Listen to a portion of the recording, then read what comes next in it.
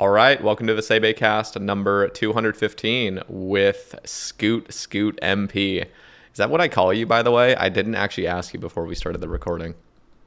You can call me Scoot or you can call me Scott, but my in-game name is Haze Shades. But you can just call me by my first name. Scoot is kind of like a nickname my friends have gave me throughout the years. So All right, cool. We'll get the title right. So people listening are probably like, "What did he just say?" But I'll just call you Scott from yeah, here on that's out. funny. Yep, sounds good to Perfect. me. So it's good to get you on. We were just chatting for several minutes right before this recording, and you seem very down to earth. And I'm excited to jump in again. This is like our first time ever chatting, and you're not a content creator, correct?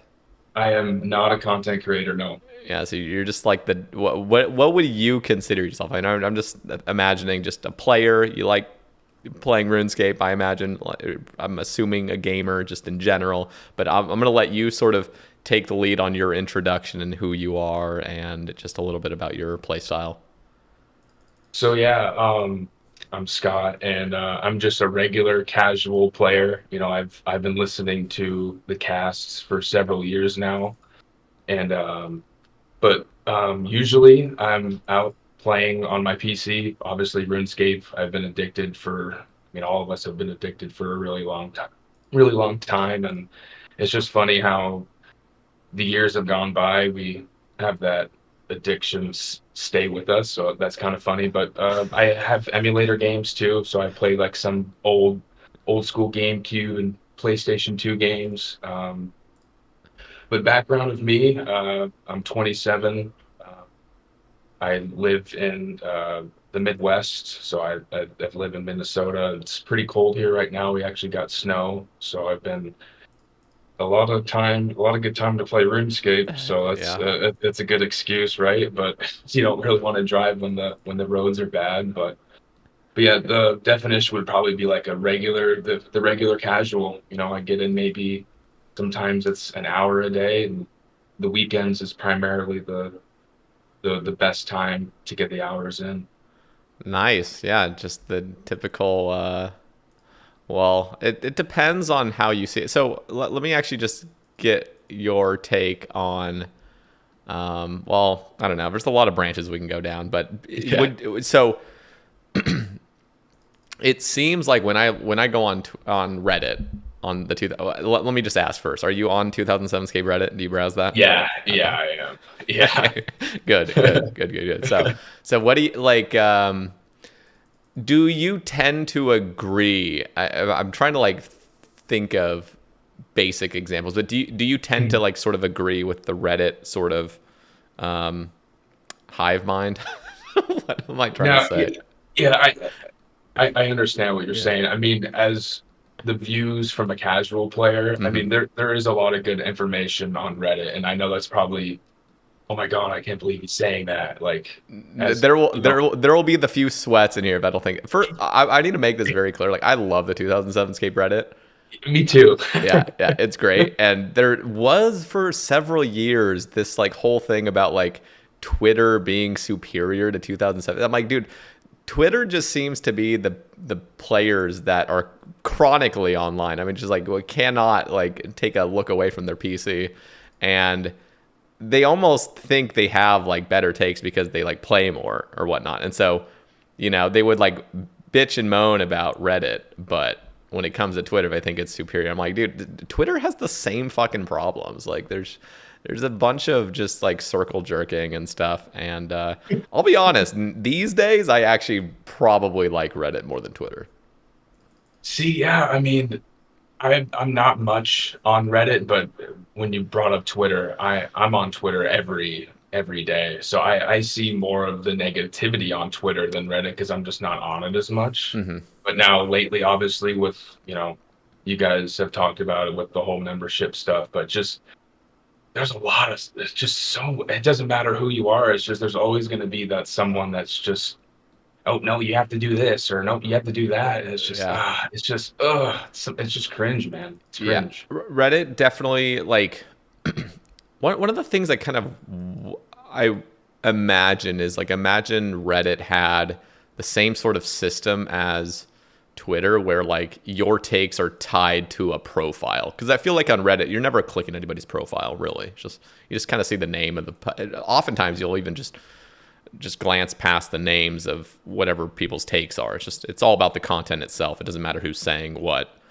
But on Twitter, if you don't like somebody based on what they've said a year ago, if they have another take, it's easy. Like it's like human nature to basically like disagree with their current take. You know what I mean? So if you see just like a constant name on Twitter and they've had one bad take that you really disagreed with, it's like that carries on. With Reddit, it seems like everybody's more anonymous. Exactly. And Yeah. that has its pros for sure, but I think it also has its cons. But Oh, 100%. yeah, I'm because I'm on Twitter and I used to be on it a lot more. I tend to just try to keep it to like posting for the most part. I'll still like browse it here and there, but definitely had to take a step back because Jesus Christ, like it's exhausting being on that site. It is. I mean, it seems like a lot of social media, and not just RuneScape, just social media in general. It's just like the consumption of it just wears you out. It's just so tiring. There's just so much negativity online. Yeah, It's like, dude, we're playing a pixelated game that it's like, I oh, know. it's hard. But no, there's a lot of good information on both sides, on Twitter and like when I Yeah. go on Reddit, it's usually like if I have a problem with like a quest or like there's something that happened to my rune light that I can't find on Twitter, and there's actually really good threads that shows like, oh, you need to, step by step, and you need to go back to, a specific man during a quest that you need to talk to, because that happened to my buddy actually last week for Morning's End Part 2. He messed up the crystal part and he actually like quit for like 6 months because he got so mad at it. And I think he deposited the crystal, or he didn't deposit the crystal, and he went around the maze, and the ghosts were hitting him. He completely quit. And I sent him a Reddit, like this happened last week. Like I sent him a Reddit link, and bam, like it happened that fast. Damn.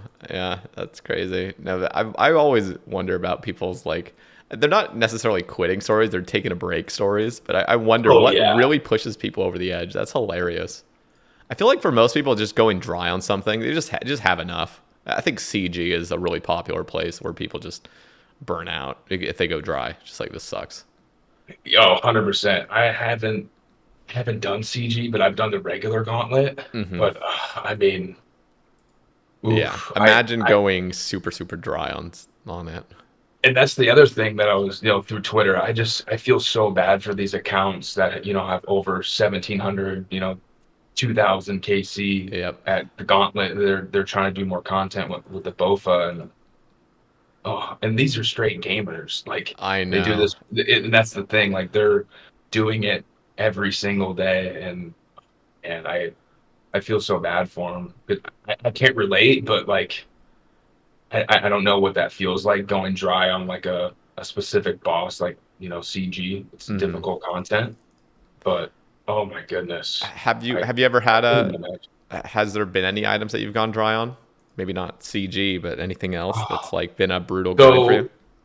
So if anything, man, this goes back in the day to early RuneScape 3 days when I was Barrows. I was trying to get full Arums, and it took me forever. I don't remember the exact KC amount, but it took me forever to get full Arums for Barrows back in the day. When But did probably for oh, what's up? no, well, Sorry. here I'll let you continue. I was going to ask like when did you start uh RuneScape back in the day? Oh yeah, oh yeah. We can touch on that. Oh man, the the furthest back I can remember probably I remember walking into a computer lab, third grade, and seeing, this pixelated game on everyone's screens, and I'm like, what is that? And they're like, it's RuneScape. You gotta, make an account, and you gotta have a password, and you have to write it down, because if you can't remember it, you won't be able to get back in. And hearing that and seeing, just them running around and like a point and click, because in the computer labs we would play games, and same with probably you and the curriculum, learning how to type and learning how to use a PC and just seeing this little game. And I'll never forget, I made the account that day. And the next day, the school district blocked the website. So I was unable to play it. And I was so upset. Dude, I remember in elementary school, like we had typing classes. We had like these Macintoshes. So I remember just the teachers, just how she described them. Just she'd always say, or she'd pronounce them Macintosh. Like she'd just go like really intense with it.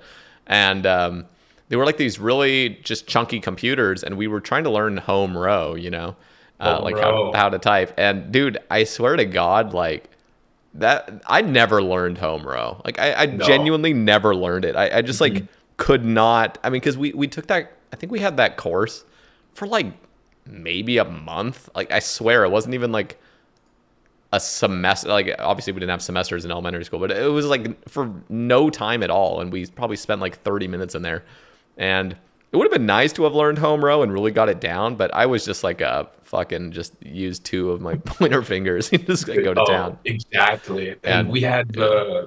the covers. Did you have the covers so where you can't Uh, see the keys? It's like they. the letters and numbers. So we had like Oh shit. silicone covers so you can remember where you're typing. I don't think we had that because again, like we didn't go far enough into it. I wish they had taught Oh. us more. We learned how to do we learned how to write cursive for like two Mhm. fucking years. I never use that now. Like Jesus, why did we spend so much time learning cursive? You're right. It was Cursive? bad. No, I know it is bad because the only thing cursive is my signature. And I'm Yeah, probably doing the same thing for you too. I mean, yeah, no, it that's is. Like there was never even in school like you learn cursive and you never touch it again. 100%. Yep. It's like there's no point at all in further like middle school or high school where I ever had to use cursive. And did you know that nowadays kids don't know how to read cursive? Like not even write cursive, they don't know how to read cursive. Like that's an actual thing. Like, I can at least read cursive because like I learned it, but I wouldn't have. That doesn't even seem like it computes hardly. But like there's kids that, and what I mean by kids, I mean like teenagers. Like there's teenagers that don't know how to read cursive. Man, Isn't that crazy? Like that, that it it seems is. like it's just something like you just learn it. Obviously, some cursive is hard to decipher exactly, but you can get Exactly. it for the most part. But like, yeah, there's people that just actually can't Yes. read it because they never learned it. That and some people have those fancy ass loops and shit that you can't really specify anyway. But yeah, I mean Yeah, yeah, yeah. I did There's not there's know that. sloppy cursive, but like even if it was like perfect cursive, like there's people that just like are like, what the hell? Like, what is Yeah, they're this? like, what the Yeah, that's crazy. yeah. But yeah, the talk with being with my friends and making the account, and I couldn't play it. So I was upset. And my dad has, he had a PC and in our what we talked about earlier, and he wasn't a gamer, but he has like old Formula One racing games. And I told him about, hey, there's this game that all my friends are playing at school, and made the account. And I think he didn't make he made the account with me because he had to be 13 years old. God, Yeah. third grade. What were we, 8, 9 I think you might. at the I time? started fourth grade, so I was 9. Fourth grade. Yeah. Okay, because at that time, at least the kids my age and like my friends, they all had older siblings, and I think that's what influenced it because the Mm. older siblings were all friends too, and they were probably in seventh grade. They were playing RuneScape, and next thing you know, his little brother is, Timmy's playing with me, and we're 9 years old. It's just crazy. Did you ever get scammed as a kid? Yeah. Oh, I Good. mean, Good. No, but I say good, but like good as in like that's a good learning lesson to have when it you're is a young. good learning lesson. I mean, I don't remember exactly what, but I feel like everyone got scammed, Yeah. man. I mean, No, I mean, I everyone. got I got hardcore scammed. Like back then, like I got scammed like 100K and a spinach roll, which was worthless, but at least like around you could get some sucker to buy it for 100K probably. Spinach And I roll. think I had a muddy key as well, which also would go for like 100K if you just found the right person. At least Maybe I just saw those as valuable because I was the fucking sucker that bought it for 100K. So I was thinking, oh, I could just sell this for 200K or whatnot. But yeah, I bawled my eyes out, dude. I bawled my eyes out for the whole fucking Oh, night after that. Like it was devastating. oh yeah, 100%. I mean, it's usually when I would get mad when my sister would have computer time because she had her game. So I'm like, no, I want to play, RuneScape, and well, she needs to have her time, and that's when I would, rage quit and get all flustered and get all mad at my mom, and then I would just pick up, the GameCube or something. Yeah, But we had a GameCube as well. We went from PS1 to GameCube, and when I had my RuneScape, I had RuneScape phase for like 3 years, from 9 to 12, and then I quit in 2007.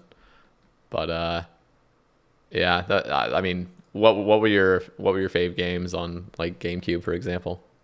oh man, pretty much any Super Mario Party. I know Mario Super Party Mario. 5, Yeah, Mario Party 5 was the bruh. one that my sister and we probably, if we played it today, we'd probably still punch each other. I mean, there has been so many battles in that game that, oh, Do you remember Pushy Penguins? pushy penguin. That's why my sister loves penguins now, it's because of Really, pushy penguins. Yeah, bruh. Pushy Penguin, Fish Upon a Star. That yeah, one, yeah. dude, Those all of two, those those. two were the goats, I think. Like, and I also on Mario Party 5 they had volleyball and hockey. Yes. Bro, beach volleyball. My brother and I would go to fucking town on that mini game. Just See, play it all day. my dad played hockey, so he would like to, he's like, Mario, is that ice? I see hockey. And he would join in and play with us too. And I'm like, he's like, Nice. this is Nintendo? And I'm like, yeah, man, like, but That yeah, Mario yeah. Party 5 that's a special game. And then, Strikers as well, the soccer game. Yeah. Played that at my friend's house. Did you ever And then, play did you ever play I think it was Nightfire was on GameCube, right? Nightfire. 007. Oh, yes, yes, yeah, Yeah. yeah, That was yeah. the one where see, Nightfire was the one because I played Nightfire and I'm trying to think if the other What's the one was one, on. what's the one they all do the speed runs on? Oh, Or is that all of them? I don't even Oh, know. you I don't. just Oh, remember okay. because my friend and I would play on Nightfire. We'd go to the map called, I think it was called Skyrail. And it was like this one where it was like a castle up the hill, and then there's like a base down below, and there's like a fucking like Oh my gosh.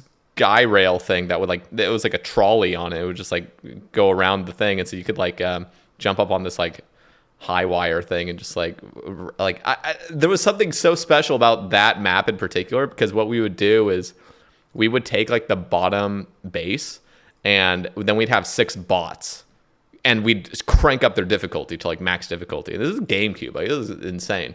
But they would be like Terminators. I mean, so we had to get up on this base, and we would just see them like scrambling down the mountain, and we'd just like be on there and snipe them. And if we missed any, we knew they were gonna come up our base and like just annihilate us. It was fucking terrifying. It was like genuinely like a horror game if they got in.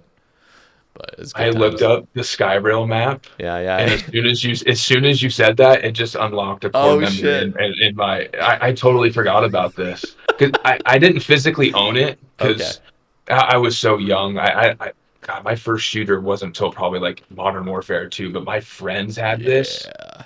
Hmm. That just unlocked a core memory I haven't had in a long time. That's Bro, wow. good times. Dude, Call of Duty Modern Warfare 2 was the goat. Oh, gosh, that was my first experience of the online world. Well, minus RuneScape, but Yeah, yeah. group chats and party chats, and Were you know, you a PS3 or Xbox? I had an Xbox, Okay, Xbox 360. same. Well, I had it briefly. I would like buy and sell consoles on Craigslist. I was that kid. See, So, when yeah. I remember when they I don't know when it was. I don't know what year, but is when they stopped selling the arcade version of the 360s, and that's when I was Mm, gonna. It's the lowest gigabyte, I'm pretty sure, right? It was. I don't even think it was like. I don't even think it was 10 gigabytes or something. You had to get an external hard drive. mm. I'll never forget going to Target and because I saved up my money, to go to Target and buy an Xbox, and Yep. they didn't have it. and I Oh, guess it was the first time they weren't selling them anymore, so I had to get the Elite 360, the black one. was that the one that like I, didn't have like backwards compatibility or something, or what was the difference? no, Just oh, this was before that. This was, oh man, this is probably 2011, 2010. Because I remember getting what was it, the dirt car racing game and like Lego Batman bundle or something with it. It was like the original Elite 360. what was the difference between the arcade and the Elite? Oh, I think it was just because the Elite had like 500 gigs, I think, or Oh, it was 250. just storage based. That's It was all. just Oh, okay, storage based. Yeah, yeah. I And I see. think that's why, because they had the Pro, and I think the Pro was like the Mm, 120. I think that's Microsoft. I was so young, I didn't know then, but bro, I got lucky. So as I was saying, like I would buy and like sell consoles, like just whatever I wanted. I would like sell what I previously had on Craigslist, then I'd buy something else, and I'd have to save up additional money. But I had this. Some guy sold me a PS3, and it was the 80 gigabyte version. So it was like the only version that was backwards compatible, and it was fucking rare. Apparently, like it was just like the only version of the PS3. It was like the chunky one. It wasn't the slim or anything. It was like this chunky one, and it had backwards compatibility. You could play PS1 games on it, PS2 games. It was amazing, and I didn't even know until I bought it from this guy for like fucking $80, and I ended up selling it for like 400 or something like wow. later because people just like really wanted that version. And yeah, that was like a core memory of mine. Like I remember my parents, because I'd have like some random stranger pull up to my house in a fucking pickup, and they're like, "What the hell's going on?" I'm like, "Oh, this guy wants to buy this console." Like, what are you doing? You're fucking 14. Like, anyway, yeah, just Did you sell Craigslist? yeah, Craigslist. I would just go. Craigslist, okay, yep.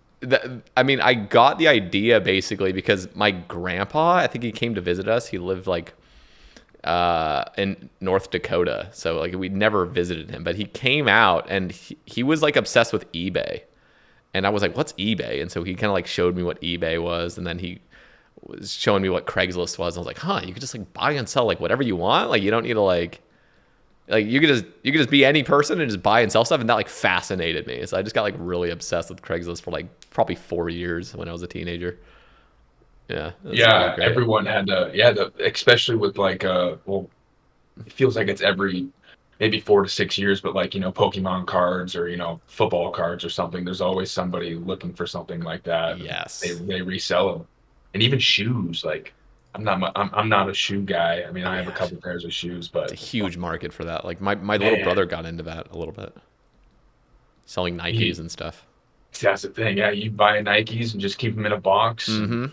gosh, they Yeah, just no, go my up in value. so I didn't know much about it. I mean, this is even just like several years ago when I was first starting up streaming. My little brother came out and he was just like buying shoes, and he just had like this huge stack of boxed shoes in his room. Like, what are you doing with this? He's like, I'm gonna sell them for like double the price basically later. I'm like, whoa, like that's actually kind of cool.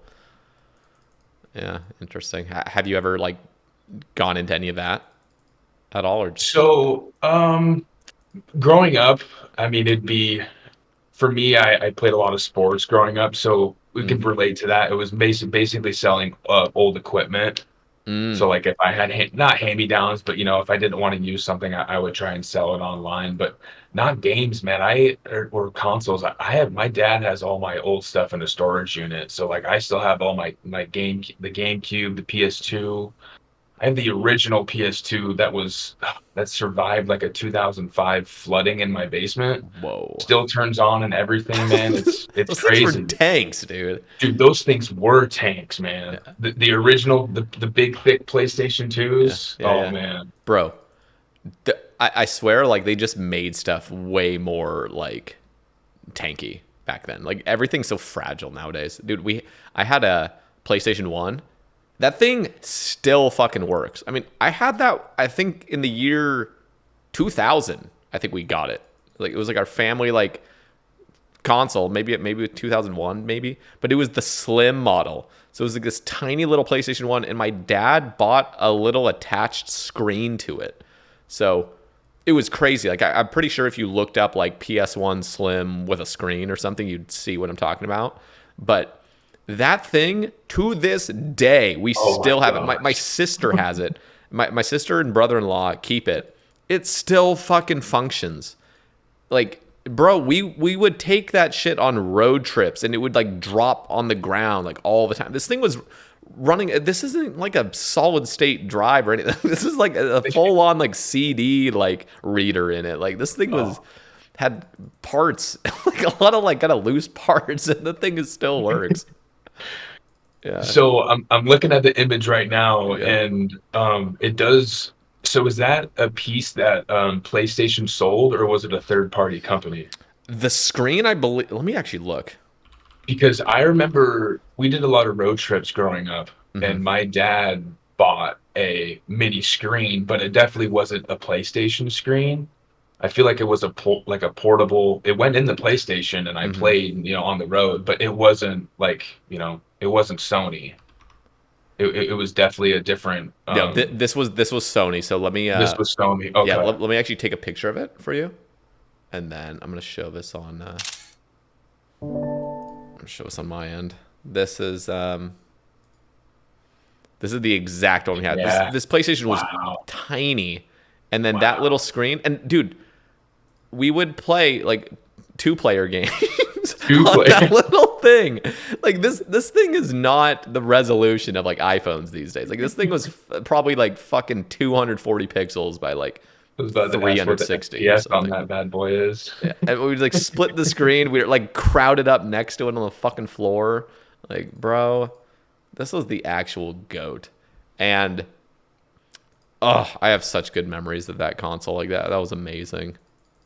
Yeah, see, that was a little bit before me, so I was definitely a couple years after because we got the PS2. But I remember my neighbor had a PS1, and the same thing.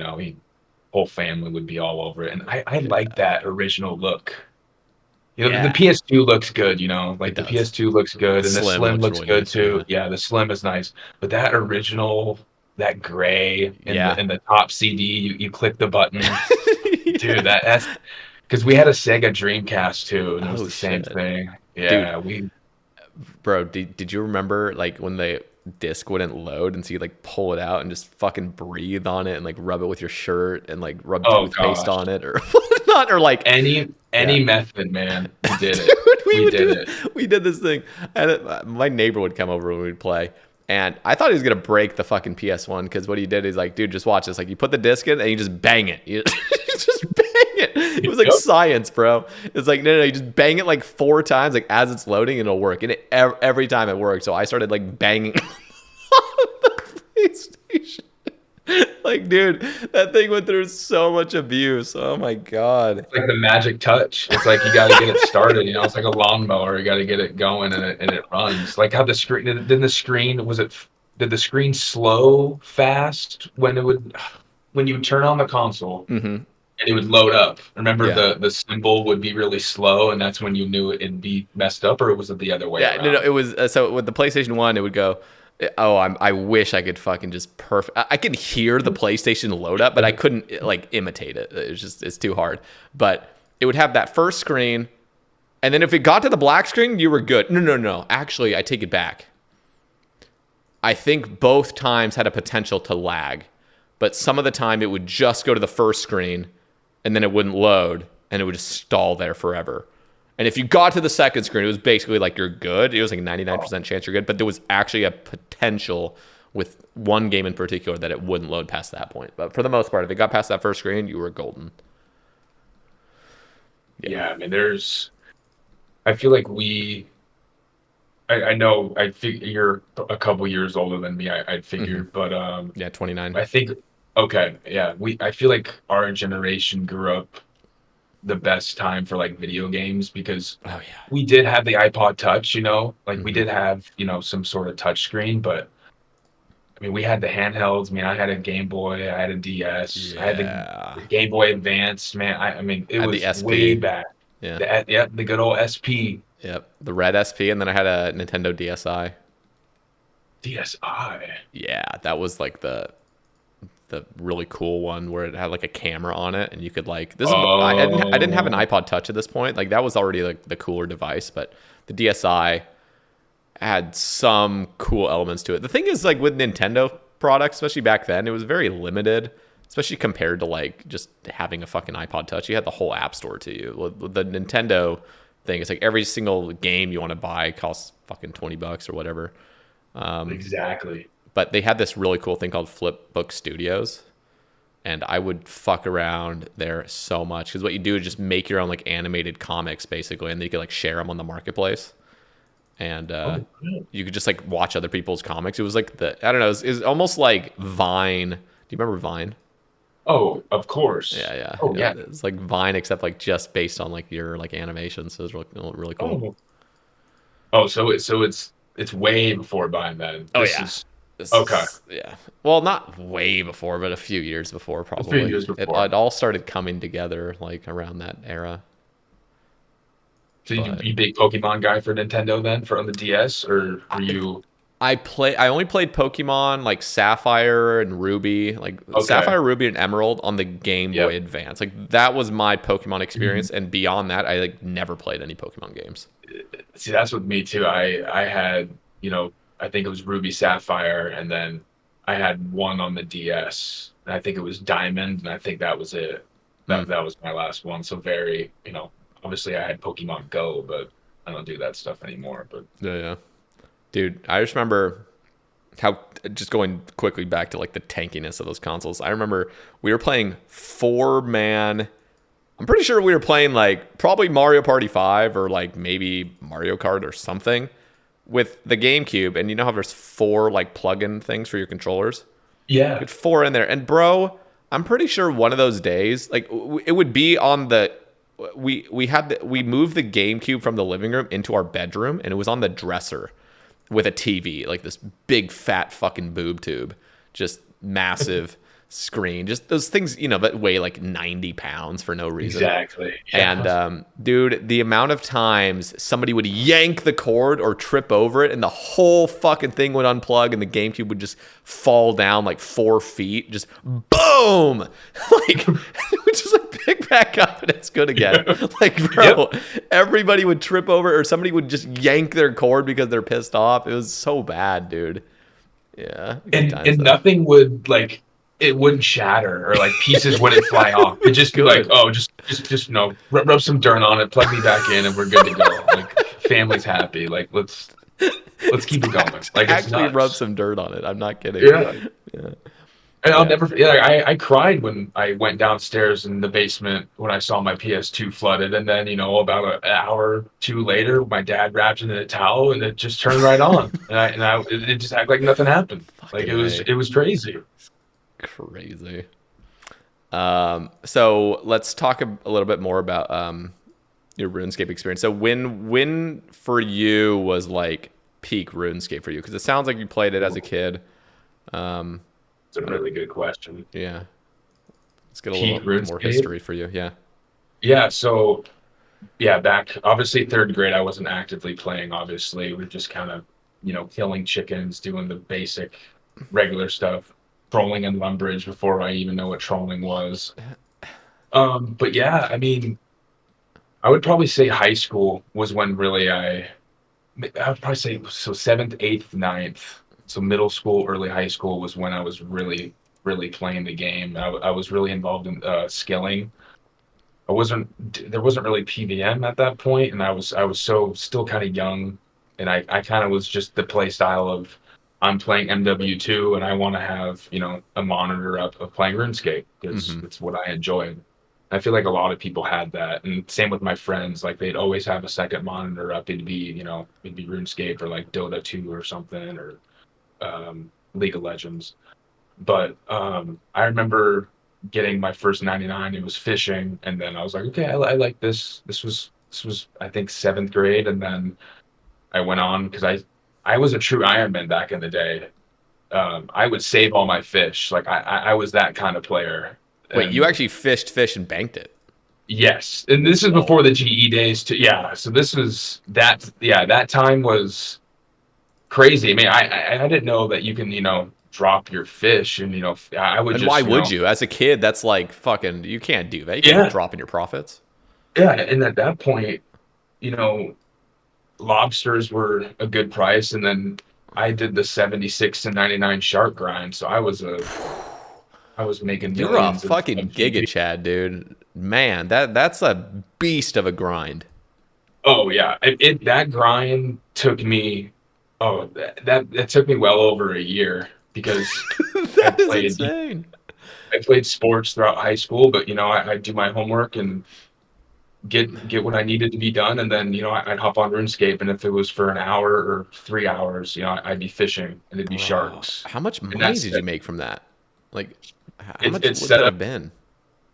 Man, these were when sharks were well over 1K, and it So was. I that was mean, like it a hundred funded. mil then, right? Or am I getting that wrong?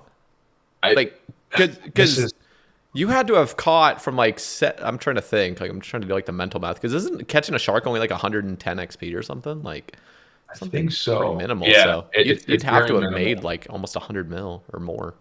And that mindset back then, being middle school, early high school, I was like, I'm gonna be rich in this game, and I'm gonna fund other 99s without knowing that I can do so much more with that money. Hmm. It was just a different aspect of the game that I saw.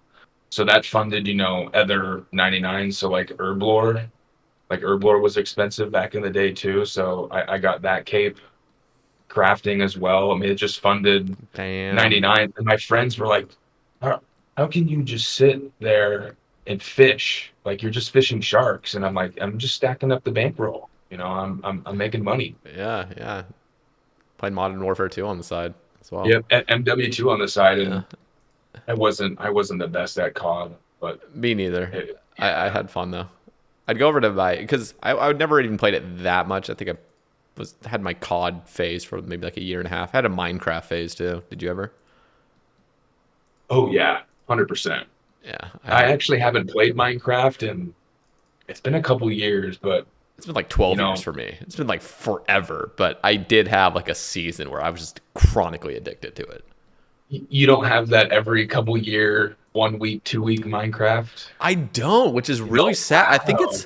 I think part of it is, dude, I honestly don't know what it is because I think something about gaming after I reached early adulthood, I just like fell out of love with it. Like I used to be obsessed with like mobile games too. Mhm. Back when they weren't just complete cash grabs. This is like I'm talking like early iPod Touch days and stuff. I mean, all I would want for Christmas is like app store or like the iTunes gift cards. It's just like give me iTunes gift cards. That's all I want, and I just buy games or whatnot. And I don't know what happened, but it's like as soon as I became like 20, 21, 22, it's just like all I focused on was RuneScape at that point. Just like nothing else was appealing to me. I feel that, and I mean, I played Minecraft, but it was the 360 version. So Oh like, God, yeah, and this so was much when worse. it was, yeah, this was Oh, in like the early days too. the early where you couldn't have, there was no servers obviously, but it was bad. Yeah, it's like I, painful I to don't just even move around. I don't even think there were like village men and stuff at that point. Like the game wasn't even like finished, Yeah, and they yeah. just they gave a 360 version of it. Ugh, God. So Yeah. I know it's a whole different game, but yeah, it could happen to you next year, man. The next year you could have a random Minecraft. It's true. I actually wish I could relive those like magical moments because like I've had crazy addictions to games and I miss it.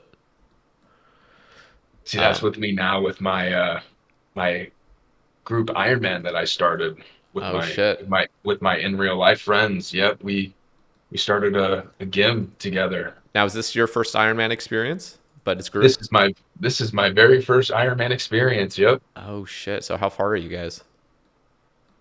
So right now I think we started, I want to say about 6 months ago, and my two other friends were really into it at the beginning. Like they were questing, they were doing all their diaries as they should be, being efficient in the early game. But I was too kind of focused on my main.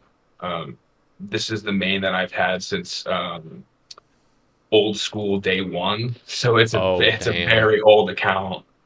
But I've had that account for so long, and there is obviously progress on it. That's where I do mainly my beginner bosses. You know, there's some 99s on there. I still do farm runs. Because I want to get a Tangleroot pet on that account now. But I was so stuck on that, so I was like, oh, I don't want to play Iron Man. Like Iron Man is for sweats, and this was me going back to like our Reddit. I was like, it's just a bunch of tryhards. Like I'm not gonna. Why would I waste my not? This is what I thought. Like wasting time when it's gonna take extra steps, but really it's making me play the game, and that's kind of like Mm-hmm. what I've missed for so long with RuneScape. Like it's just me, clicking a tree or clicking a fishing spot. But now it's just a completely different play style, and I've enjoyed it.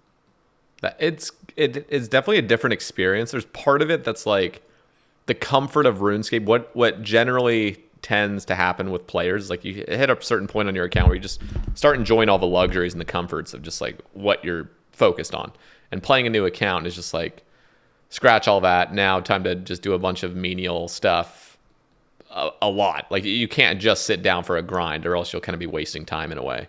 So like there's something definitely exciting about it, but if you're kind of in that like comfort zone of RuneScape, it's kind of hard to imagine enjoying kind of like that early experience because so much of it is like jumping around, doing things really inefficiently, and the questing, of course, can be a drag for people.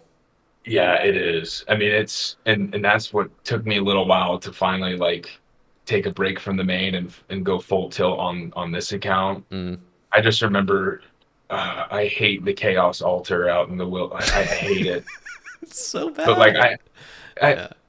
I didn't really, I go, like every casual player, and even you do it too. You go on, RuneScape wiki and you see, easy methods for early Iron Man, and there's just really nothing else. Like there's really nothing to do except, I did the big bone method, and I'd get killed, and I'd be like, oh, dude, congrats, man, you can enjoy your 8 big bones that you got from me. It's like, oh, and Dude. I think Yeah. that scares a lot of players too. Is just that early game. But I know we can talk about it more later about Varlamore, because Varlamore, man, that's definitely helped. Yeah. Wait. So what size is your group, Iron Man? It's we're three. Okay. We're a And you group of know three. them like in person. Yeah, I've known these two guys since middle school, That's and we've fucking played, awesome. and we've played. Obviously, they've played, kind of the same similar story as me. Finding the game in elementary school, and like we played together day one, old school RuneScape, 2013. We took off school too. Like we were that excited for it, and That's fucking awesome. call me a nerd, but I mean, No, I that mean dude, that. I wish I had played day one. I had I didn't even think about RuneScape for like 8 straight years from like 2007 to 2015. But hearing about the glory days, and I've talked to a lot of people that were playing day one, bro, that must have been so fucking hype. The biggest wave of nostalgia ever. Everyone starts from scratch, and it started from there. And I remember obviously we missed school, and God, we probably played 16 hours that day because oh, it was Bro, it was a grind. that's the fucking dream, dude. I wish I could just take like a time machine back there and just enjoy that experience. Because Because I remember, oh, yeah, sorry. no, go for it. Because I remember when I played during EOC days too. So like I know during that time, and in real life, my friends stopped playing. Like they didn't play it because they were upset with the update. They didn't like summoning. But we were so young. Hmm. We don't know it. Your mind, obviously, you get smarter, and you realize games need to produce more content because it can't just be stale. Yep. But yeah, I've the EOC days were there, and then when you said there was a time where you didn't think about RuneScape, and that was kind of that time before old school RuneScape came out, and I didn't believe it. I was like, no, they're not dropping a, because I saw that they dropped a poll, like how many votes you need. It was like 500,000 for like free membership, I think, Mm, is what they needed or something. yeah, I something can't about that. remember. Something like that. But when it came out, it was so joyful to see everyone as noobs, man. We were all noobs. Dude, the craziest thing is like everyone starts off as a noob, but like people really were noobs. The crazy thing is, like, if you were to reboot like an old school RuneScape right now, of like a 2007 snapshot of it, like exactly what it was, bro, people are so efficient. People know exactly what to do. Like, people know about tick manipulation, for example. Like, people know the tick system. People know how to boss. People are so much better. Back then, I'm surprised with how stupid like people were still, even after like a full ass like 13 year or 12 years of RuneScape being up. And of course, again, it's like a game where very few players really remember like those days of 2007, if we're talking like actually 2013 release of old school. But like, it's just fascinating to me how it's genuinely it took years and years and years and years for things to be like discovered and stuff, whereas like the game had already been a thing. Again, it was RS3 at that point, but like, I don't know, it's just fascinating to really think back on those days and like just the discovery of everything, just the like just the joy of like it truly being an old school grind. Don't get me wrong though, I will be the first to admit how painful it would be to play that way right now with like no plugins, no rune light, no like, dude, there wasn't even like fucking mini orbs on the top of like the thing. It was just like, holy shit. Like, you had and back then you couldn't even click on the middle mouse button to move your camera. You had to click the arrow keys. No, like I'm literally doing that right now, and I'm just thinking about you have the arrow keys. You couldn't zoom in. Yeah. There was one mini map, and I mean that's why I love the classic view, just the original. You know that I mean that's just it looks so clean. It's the OG. The OG, and I think I got it from you from I think you had a video on it a while back, but the stretch mode helps with the classic view, helps out a lot. Yeah, when your eyes get shit like mine have gotten shit. I'm sorry, I can't be looking at a tiny microscopic little fixed client. It's got to be blown up. What are your numbers? Are your numbers bad? Are they negative? Oh, my prescription, like my eye. Your prescription. Oh my god, it's like negative like 6.5 on like each eye or something. Oh my god. Okay, it's fucked. I'm like -4. I thought I was bad. No, mine's gotten so bad where like if I like, because I take my contacts out every single night, and like, bro, I can, there is like a margin of 1 inch now where I can see my phone, like my phone screen without my contacts in. And it's like fucking 5 inches from my face. It's like between 5 and 6 inches from my face is like is the only time I can actually see my phone clearly. If it gets any closer, it's too much. Like I get a headache from it. And if it's any bit further, it's just blurry as shit. Wow. It's bad. Yeah, my mom and my dad both have terrible vision, so I got that both from them. Yeah. And I wear glasses more now, but if I work out, I try and wear the contacts. But yeah. You wear glasses? No, I have a pair of glasses, but it makes me look like my uncles, and I fucking hate it. It just makes me look so old. I'm like, Jesus Christ, I can't be looking like this. It does add on a couple of years. It doesn't help that I'm balding too. So it's like I'm balding, and then I put the chunky glasses on. I'm like, holy hell! Like, this is not. You just need the stash at that point. Yeah. No, I like the look with me without glasses. I think it's just and my head. I think I just have a bigger head, so putting glasses on a bigger head in general is like just makes it look even bigger. I don't know. Just like the glasses look for me, it's not for me. So I've been dealing with contacts. Luckily, contacts I don't have a problem at all seeing. And now that I have better, like, healthier habits with it, because like when I first got contacts in high school, I mean, basically day one of having contacts, I wasn't taking out my contacts. I would sleep with them in. I'd keep these, like, they're supposed to be like 2-week disposable ones. I'd fucking keep them in my eyes for like 5 months. And just I was the same way. I was so lazy with them. And have you ever, like, obviously you slept with them in, and then when you wake up and they're gone, like they're either in your eye or they're out on your pillow. The thing is, dude, okay, maybe there was one time ever where one of them wasn't in my eye. I think literally one time ever. Like, that would never happen to me, hardly. The only thing that would ever happen to me, because like when I slept, I would wake up, but the problem was my eyes would be so fucking dried out. It would Yeah. take like a straight up like 15 minutes for like my eyes to like moisturize and like, okay, we're good. Um, and it was so bad. Like I wasn't even using like eye drops or anything. Like it was like after like 15 minutes, we're good to go. I wouldn't have any discomfort or anything. I would never have any discomfort. So there was never like any real issues other than just like the dryness of having woken up. Um, but there was times where I would like rub my eyes like a lot, you know, just like you just Yeah. want those deep rubs.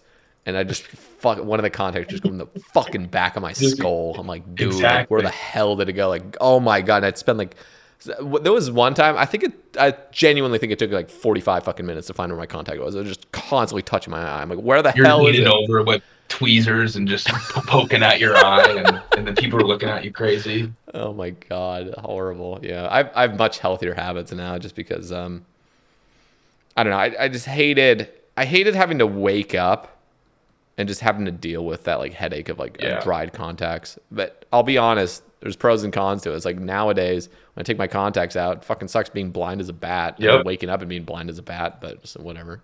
Oh, I feel you completely. If I took my glasses off right now, I couldn't see. I couldn't see me fishing right now at Oh Barbarian yeah. Village.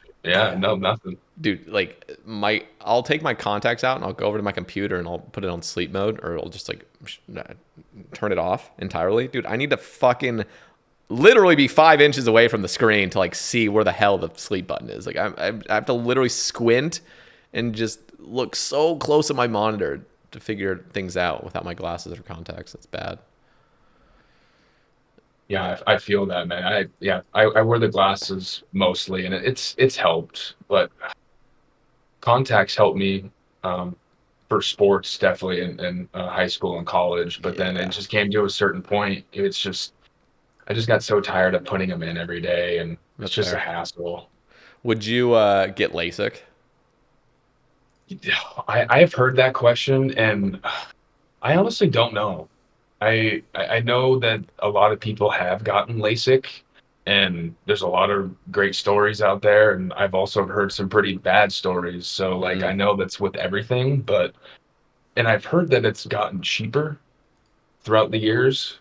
I don't know if that's true or not, but I just hear that it's definitely a lot cheaper than mm. what it used to be. But I don't know, man. I mean, if anything, we're getting older and our bodies are just, not deteriorating. I hate to say it like that, but I We're mean, still in our 20s. We got time. yeah, I know. Yeah, I know. Yeah, but like, I Like don't if we know if think I it's would. bad right now, it's gonna get so much worse. We're Yeah, in our that's 40s. the thing. We have readers by we're 30, 35.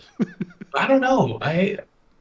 I'll have to do more research on Yeah. LASIK, but I feel like it'd be a good quality of life update for yourself. Yeah, yeah. No, I'm not a good candidate, unfortunately, right now, just because I think right now, I mean, it's been like maybe 3 years since my prescriptions changed with my eyes, but before that, it was changing like yearly. It was just getting worse Yeah, and worse and worse. So it needs to be stable before you're like a good candidate for LASIK. yeah, that's what Um, they told me because mine keeps changing. So yeah. I'm But I would 100%, like if I was a good candidate, like I'd 100% get it. do it. Um, Okay. Yeah. Yeah, just be like if I could just know that at least for like, 5 to 10 years or whatnot, like I'm good to go and I don't have to deal with putting on glasses or putting on contacts and taking them out. Oh my God, that sounds amazing. It definitely saves you. It saves you time for sure. But Yeah. oh, I've seen videos and pictures of it of what happens and oh I I have a really thin cornea on one eye as well, which is another problem with like getting LASIK. Like you're not really a good candidate if you have like thin corneas, I guess, which is hey, concerning. So I don't know. Look into it in the future though. So let's touch on, you brought it up, Varlamore, how successful Varlamore has been, and we're getting part three, obviously very soon, I think next month. So yeah, what are your thoughts on it? I guess this is also like your first Iron Man experience. So this is yeah. when did you start this group Iron Man? Was this So after it was Varlamore? about yeah, so it was about actually it was before Baltimore came out. So that's what I Mm, was gonna add. So when my friends went full tilt, grinding, they were doing their quests, they were doing their diaries, whatever, and I was playing my main back to that.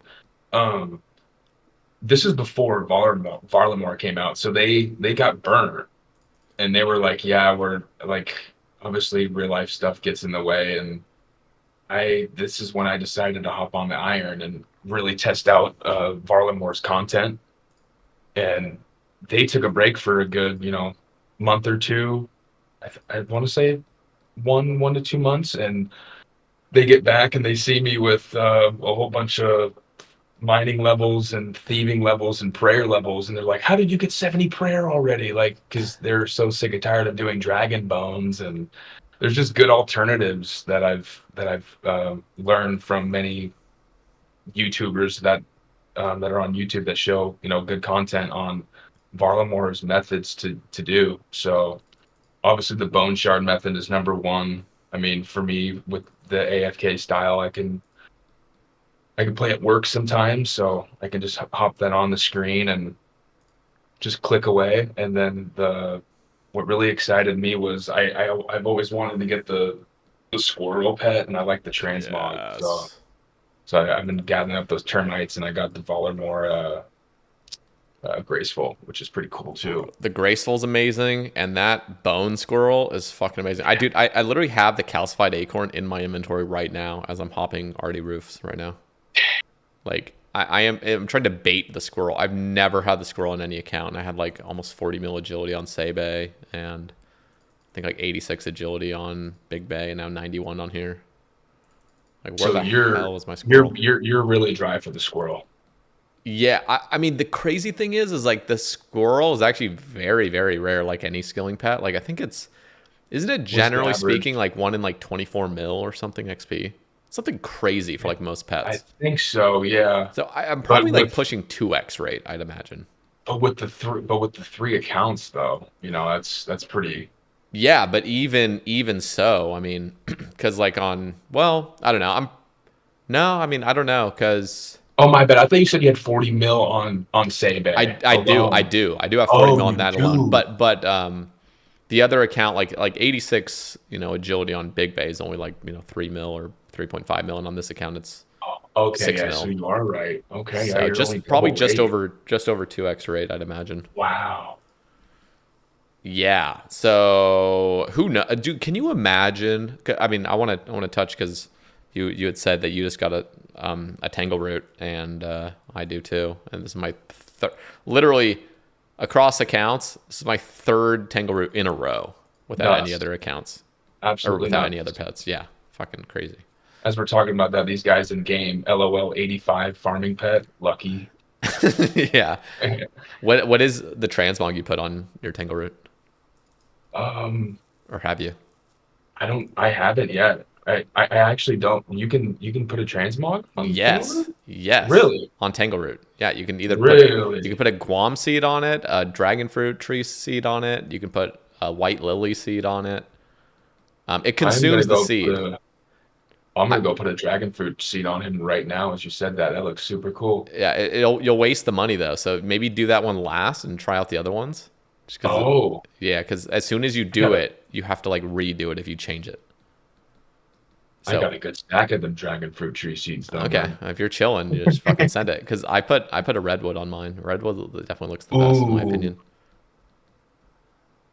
Yeah. I was about to ask if you needed the level. You don't need the level for No, it? no, you just send it. Wow. Yeah, I'm a huge Okay, I fan. I I just pulled up the image of it. Okay. Yeah, they look great. Ooh, the magic one looks pretty cool too. Yeah, it's pretty cool that we have this. I wish they were like permanent. I don't like the. There's several pets that work this way. Like Rocky Pet kind of works this way. Mole Pet, you have to use a mole part on it to change it. And there's several others, but Because I've done the spirit flakes with the heron. mm, Did right? I don't know. I don't even think I've had that I have a heron on Sae Bae, but I never got the transmog of it. Yeah, Something like that. But yeah, the blue heron. yeah, to be fair, like it doesn't keep me up at night or anything, but it's just a little bit Yeah, like my OCD is like kind of annoyed with how pets are just way. Every single pet works differently. It's kind of strange, and but that's the thing. Why another reason why my friends started to come back because they started seeing the progress that that I've made, and then I was getting pets. So like I got the heron, and then before that I got the other the rock golem as well for mining. Nice. And then so my buddy came back obviously and started playing again, and he finally got a pet. He got the Abyssal Protector at Guardians of the Rift, Oh and shit. for that. So I feel like me getting lucky on these spooned on these pets got my friends to play again, because it is truly the best when we're all three on and we're all in a Discord together. And you like last weekend we were doing Barb Assault, and then I think we were going to do Pest Control tomorrow, because we're going to start finally getting the untradables for our accounts. So good Nice. times coming up. Do you have the medium CAs done before you're jumping into pest control? Almost. Okay, good. Yeah, I get need that to, get that yeah. first. I was gonna do that because that's what helps with barrows too as well. Yeah. Right? You don't lose the prayer points. Yep. Yep. Yes, sir. Yep. I have a whole checklist of things of especially being on an Ironman of things that are gonna help me in the long run. Like I just got 85 farming, so that's gonna help me Same. with the hard contracts. Getting those Rainer seeds, man. Those are tough to get. What's your RSN? Let me look you up. Okay. It is Hazy Shades is my GIM. So Oh, H okay. A We're Z. okay. Yeah, I already had you Yep. added. Yeah, we're literally like so close in stats. It's a little Yeah, bit different. 15, So 15. yeah, And I'm then, yeah, 16, almost 16. nice. So almost, yeah, 20 mil XP. And then I really want to start that Slayer grind, because I know Slayer is really beneficial for Iron Man. It's just I still need to get a little more gear and some more runes. And I finally did Lunar Diplomacy. And the questing grinds is really what I need to get started to. And Yeah. that's why the Iron Man, it's making me play the game. So it's just a whole different play style. Yeah, that's I've stopped at 65 defense. There's part of me that wants to Okay. go to 70 and just do like the typical barrows, but I'm not gonna lie, there's a part of me that just wants to camp at 65 and just go to Bandos immediately. Because Ooh. I have my Dragon Warhammer now, have my Fire Cape, and I would just go there with really low stats and like do the classic tick eating The method. tick eating. Yeah, Yeah. there's Wow. there's a part of me that just wants to get Bandos and just fucking skip Barrows. Like I know I could. It's gonna be a bitch because like just with low stats. I mean, and without a Fang, like because I would love to get a Fang beforehand for sure, but Have you done so Song of no, Wolves? no, no. No. I was But gonna say the Bandos is a fun boss to do, and especially with the chest plate. But I remember for the main, I would do a lot of well, I wasn't good at it. The cannon method for the Bofa. yeah, yeah, it's Yeah. crazy. On this, there's actually a part of me that wants to do the more like challenging, engaging method because I definitely did do like Bofa method on Sae Bae for a bit. And Hmm. there's just something special about the meleeing bandos. Like it's difficult, don't get me wrong, especially when you're forced to tick eat. But man, like that would be an iconic grind to go for. And like the getting a drop there would feel so It'd good be at this That's point. huge. Yeah. So I think Because I'm gonna Bando, yeah, I would do the with the old classic Mr. Mammal method, right? The two attacks and walk do attack underneath. walk under, yeah. Yeah. Yeah. I did that back on like my main getting right into early PVM, and my buddy Hmm. would come too. And we're not there yet, but I know you have the skill set to do it. But Like I yeah, like know, right now I couldn't even do the Mr. Mammal way if I wanted to because it's just oh yeah. you're gonna take a fucking beating and you're gonna do Yeah, no damage. you're gonna take a 60 Yeah, right to the face. yeah, and just like you're forced to flick if you're soloing at an early level because man, the damage just is so insane. So Is that your next goal? Is going striving for bandos, kind or of you just yeah. kind of figure I'm have to get them to there. 60 defense? There's like a part of me is kind of holding off for some reason. I don't know why. It's just like maybe I should get my stats a little bit higher. Maybe I should get a better Hmm. weapon than a fucking dragon scimitar. Hmm. But I'm not gonna lie. I think I might give it a try. I'm gonna have to probably gonna have to spend a Sae Bae cast like fucking picking potatoes and filling them with sacks because that's how I'm gonna have to take it. I can't use purple sweets. I Yeah, just you're don't have gonna have to. enough. Yeah, Wow. Yeah, it's gonna be crazy. It's gonna be a little bit of a learning curve too, because I've never done. First of all, just the sheer amount of tick eating I'll have to do is gonna be way more than I ever did on Sae Bae. Like I think when I was doing it on Sae Bae, like maybe I have to tick eat like 4 times max in a kill, and just my DPS is high enough, I'll just kill it. But on this, I mean, I'm gonna have kills where I get down to like 5 HP or whatever Yeah. within like 30 seconds, and like for the next 3 minutes now, I'm just tick eating repeatedly. So we'll see how it goes, but who knows? Maybe I'll just try it out pretty soon, and then just see And if when you it. said Yeah. holding it off and getting higher stats, you're meaning overall or your combats? Just kind of like overall, and Overall. because there's also a part of me. There's a part of me that also wants to get an infernal cape first, and Oh wow. what that would take is I have to get 73 herb lore so I can make stams, so I can boost for them. Yep. Even though the run energy changes are nice, even though I have high agility, I still need the stams because my DPS is just gonna be so low. And people are like, "Oh, well, there's a run energy method where you don't lose, your run energy," but you forget, if anybody's thinking that I need to be prayer flicking the entire time because my Mhm. DPS is gonna be so low. So there's part of me that kind of wants to get a little bit higher range, maybe 80, get 73 herb lore, which I'll probably do mixology for to just milk every little bit of XP out of the herbs, and then make a bunch of stams, go to Sarah, get an ACB and an Ooh. SGS. Like if I got those two, then the Inferno feels a lot more doable for me. And then I could go to the Inferno, do a low level Inferno, and then with an Infernal Cape, go to Bandos. Yeah, my gosh. That would be That's fucking awesome. and your combat would probably be, well, what are you at right now? Are you Uh, 90 yet? 89. 89. Okay. Yeah.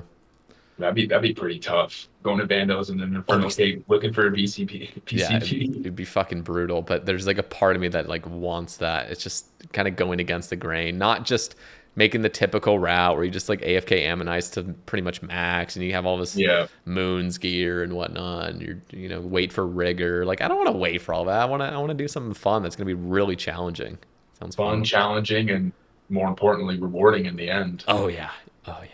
It'd be so cool having an early Infernal Cave with Bandos. Oh, When you said Sarah, we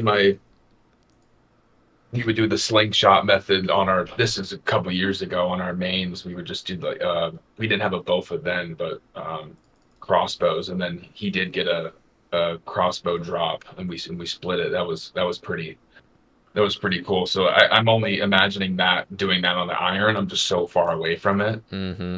But um, that and then Kree is something that I haven't really experienced Kree. I try to do um, the diary, and she melted me. So that's something that I need to work on Brutal. with her. Yeah, Absolutely melted me. And then Zammy, Krill isn't bad. yeah. Kree's actually a guy. Did you know that? Really, Yeah, you would think it's a girl, but it's actually a guy. what? Yeah, look at. Okay, Well, let me make sure. I think 99% sure. I thought it was a girl Yeah, no, Kriara sounds like a girl name. because it says she screams. Yeah, it's a he. Oh wow, okay, dang, that's good lore right there, Sae Bae. Yeah, thank you. Yeah, I don't fight. I'm a spacebar Andy through all the quests, Space bar. but there's a few things I've recognized over You could time. post on Reddit. Yeah, Yeah, he thought Kree was a girl. yeah. So is Commander Zilliana. He's a boy too. I'm I kidding. was about to say. That's funny you said If that it's because 2025, it could be. I mean, who knows? there's two Zilly pets next to me, and what I'm seeing right now is she's she Yeah. No, but the cool thing about God Wars, especially like well, one like Sarah's really fun. It seems like the most kind of simplistic for like a solo account to go in. yes. But Bandos and Zammy are very, very similar if you're going to use the melee methods.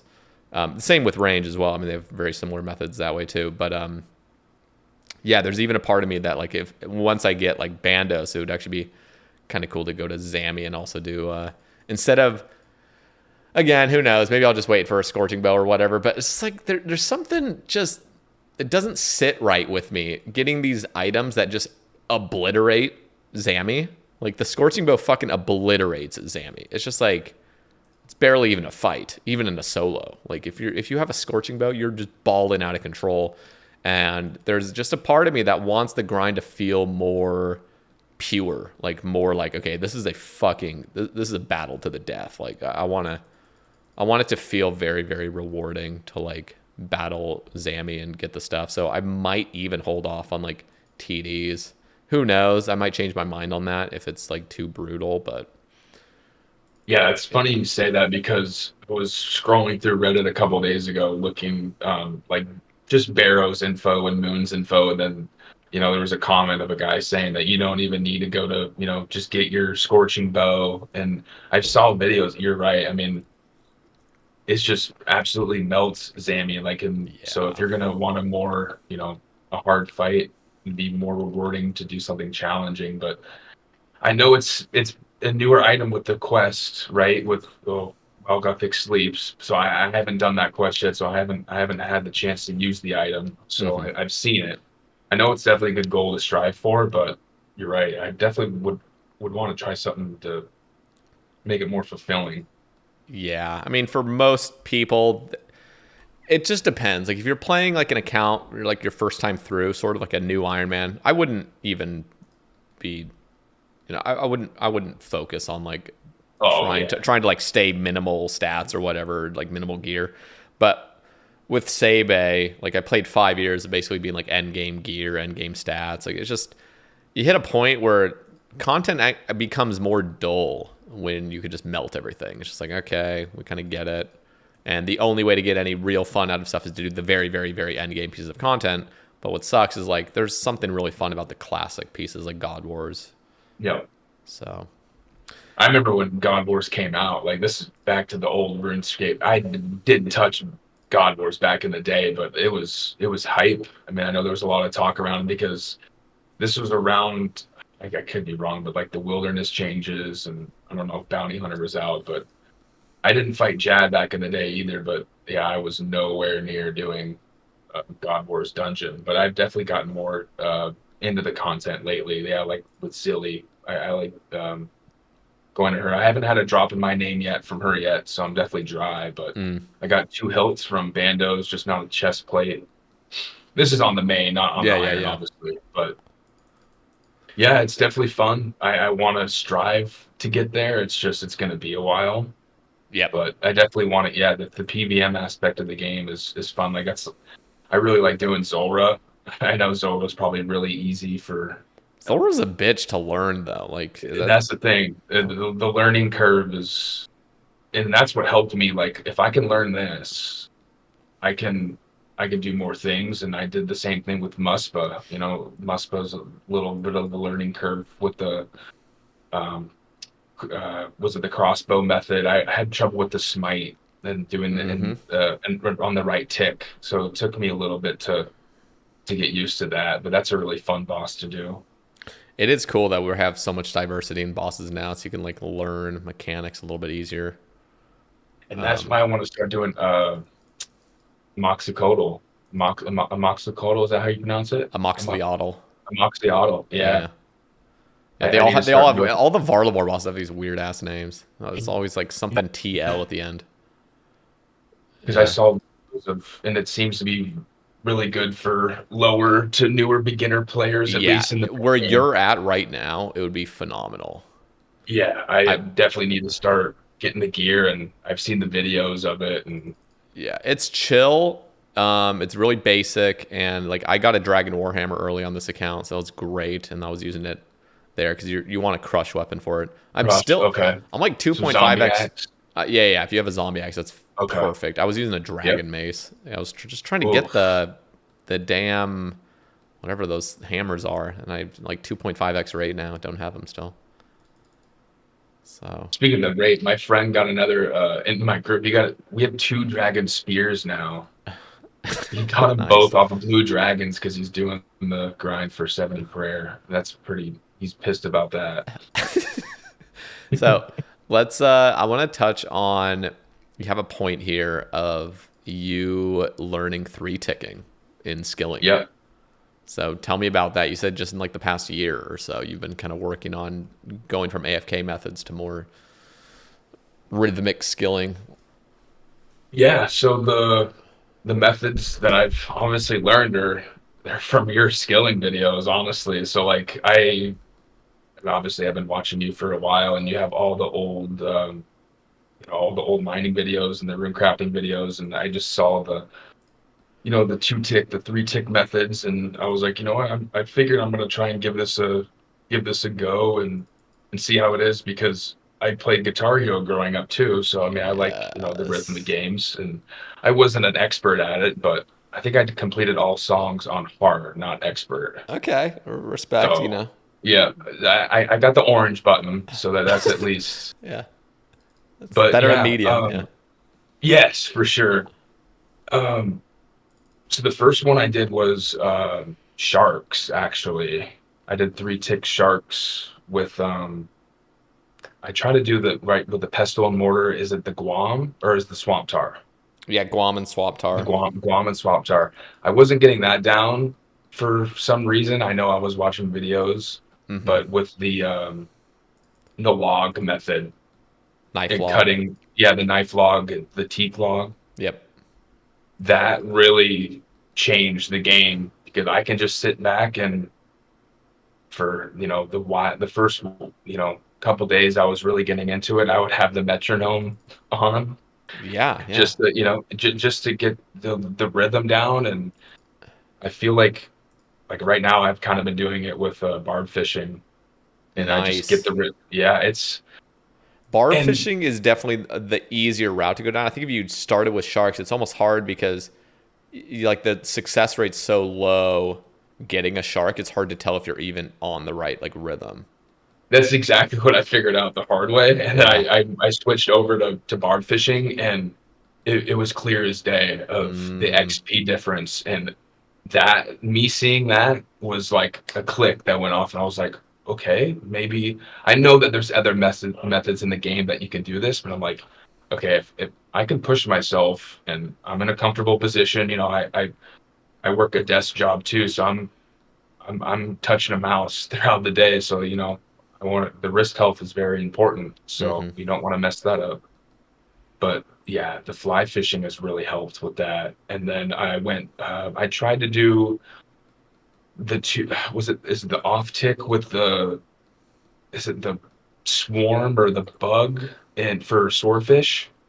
Yeah, the rats. Did you go Yeah, to the oh Saya? yeah, the Yeah, rats. yeah. Oh no, I did. Was it Karanja Which or spot were you at? I think I was copying your video. I think Were you wait doing swordfish? I think so. Because if it was swordfish, it must have been in Zaya, like the top of Piscarilius.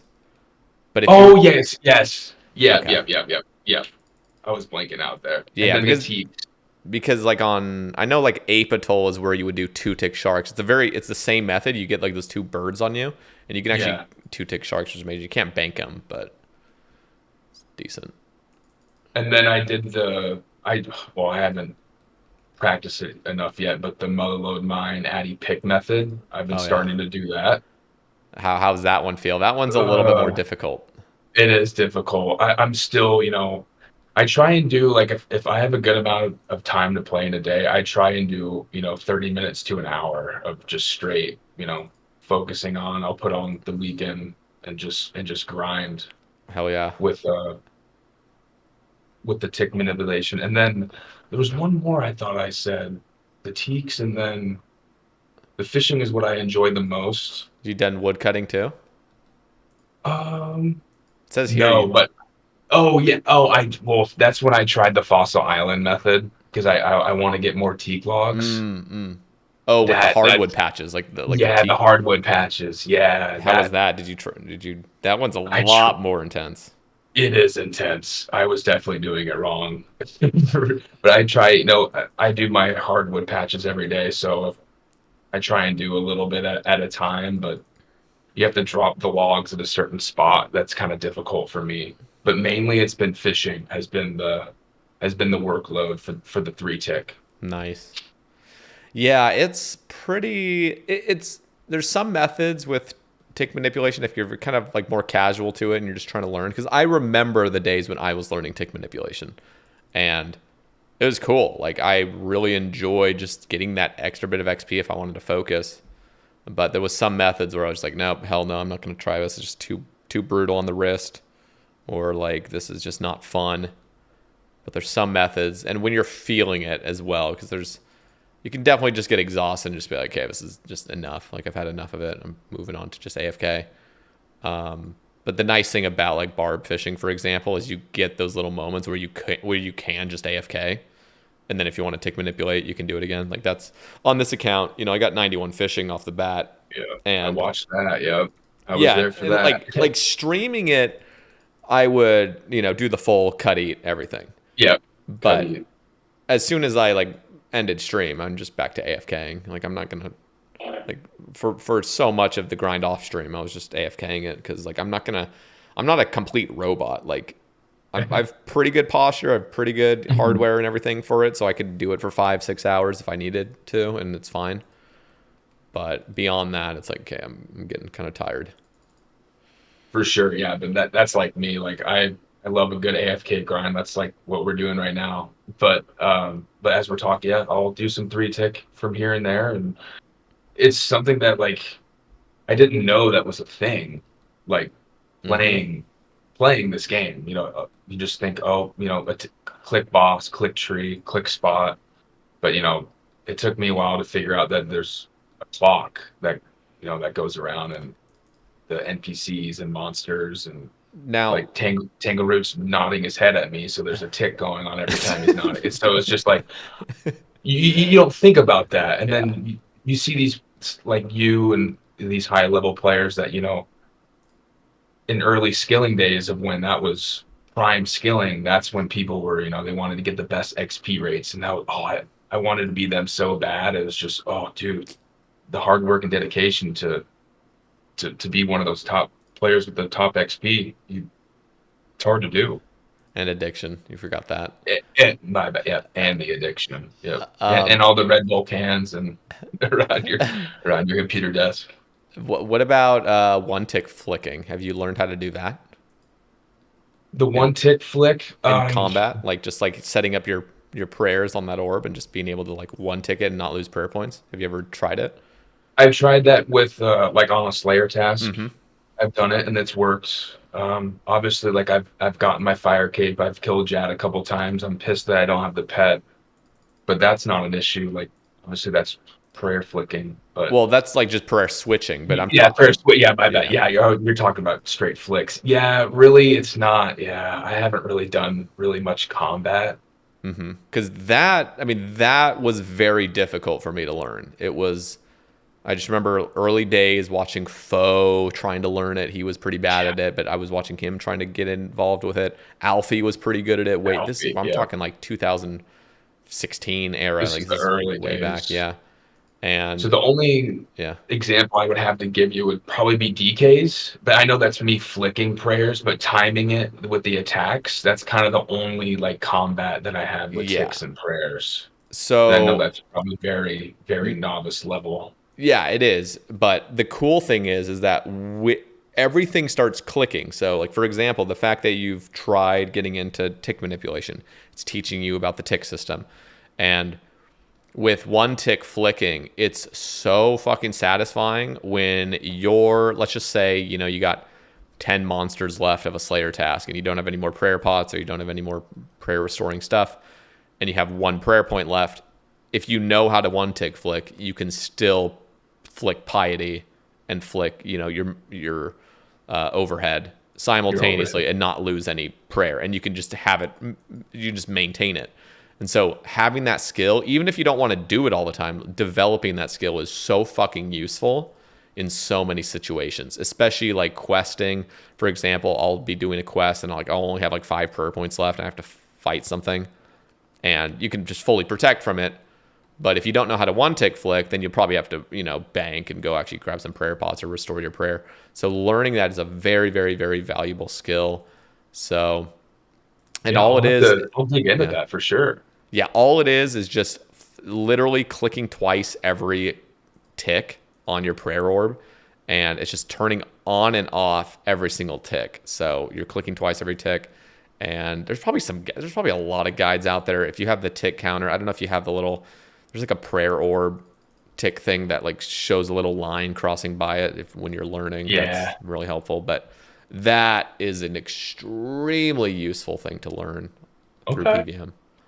So Yeah, I'll definitely have to give that a go. Do you recommend it just on a regular Slayer task? Like I have yes, Dagonoth, that's so I have a Dagonoth task that I have to finish. yeah, a normal ass task where you're just Okay. praying melee or praying piety. Just learn from there.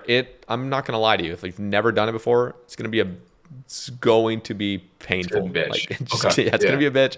There's probably even gonna be some finger discomfort because one of the things that happens when you're learning these things is people tend to tense up.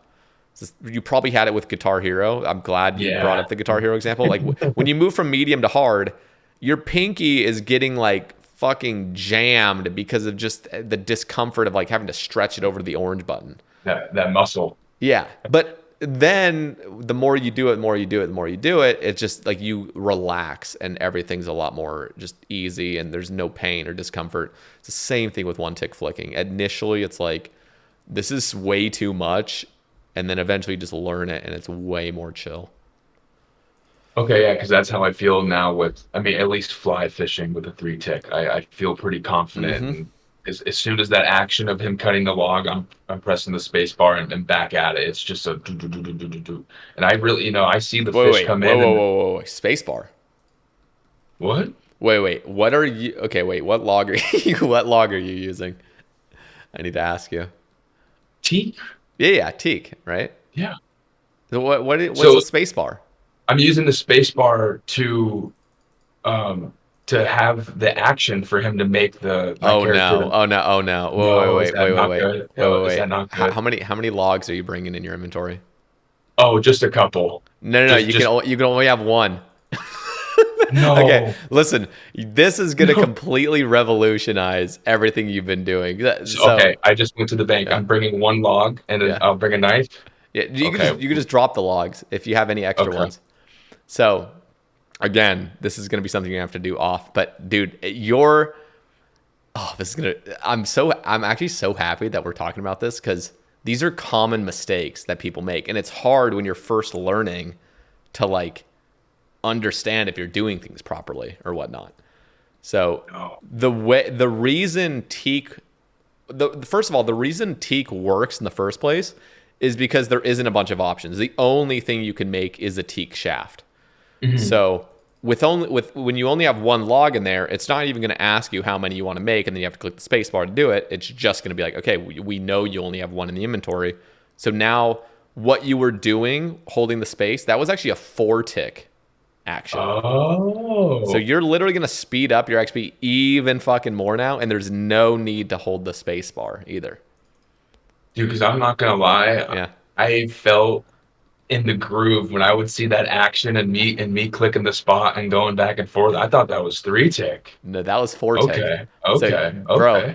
no, I actually, dude, I'm not going to lie. Like, this actually makes me so happy because I promise you're not the only one to have done that. Like, these are similar mistakes I made back in the day when I was first like Cool. getting involved. So much of this That makes no actual sense. Like, it's all super unintuitive. You just like, it's just, and I even forget. Like, I've become very jaded with tick manipulation. I just imagine everybody kind of like gets it, but I well, damn, remember back that in the day. Yeah, looks like I'm a perfect example. Hoping someone giving this a yeah, listen, maybe doing yeah, what I'm doing, and they're like, "Who's this?" And I've been doing it wrong too. yeah. No, Wow. Okay. so the unfortunate thing is if you mess up, You make having another one in your inventory is really yeah. convenient, but you can't do Okay. that. The only way you can make it happen is, let me make sure I'm getting this right.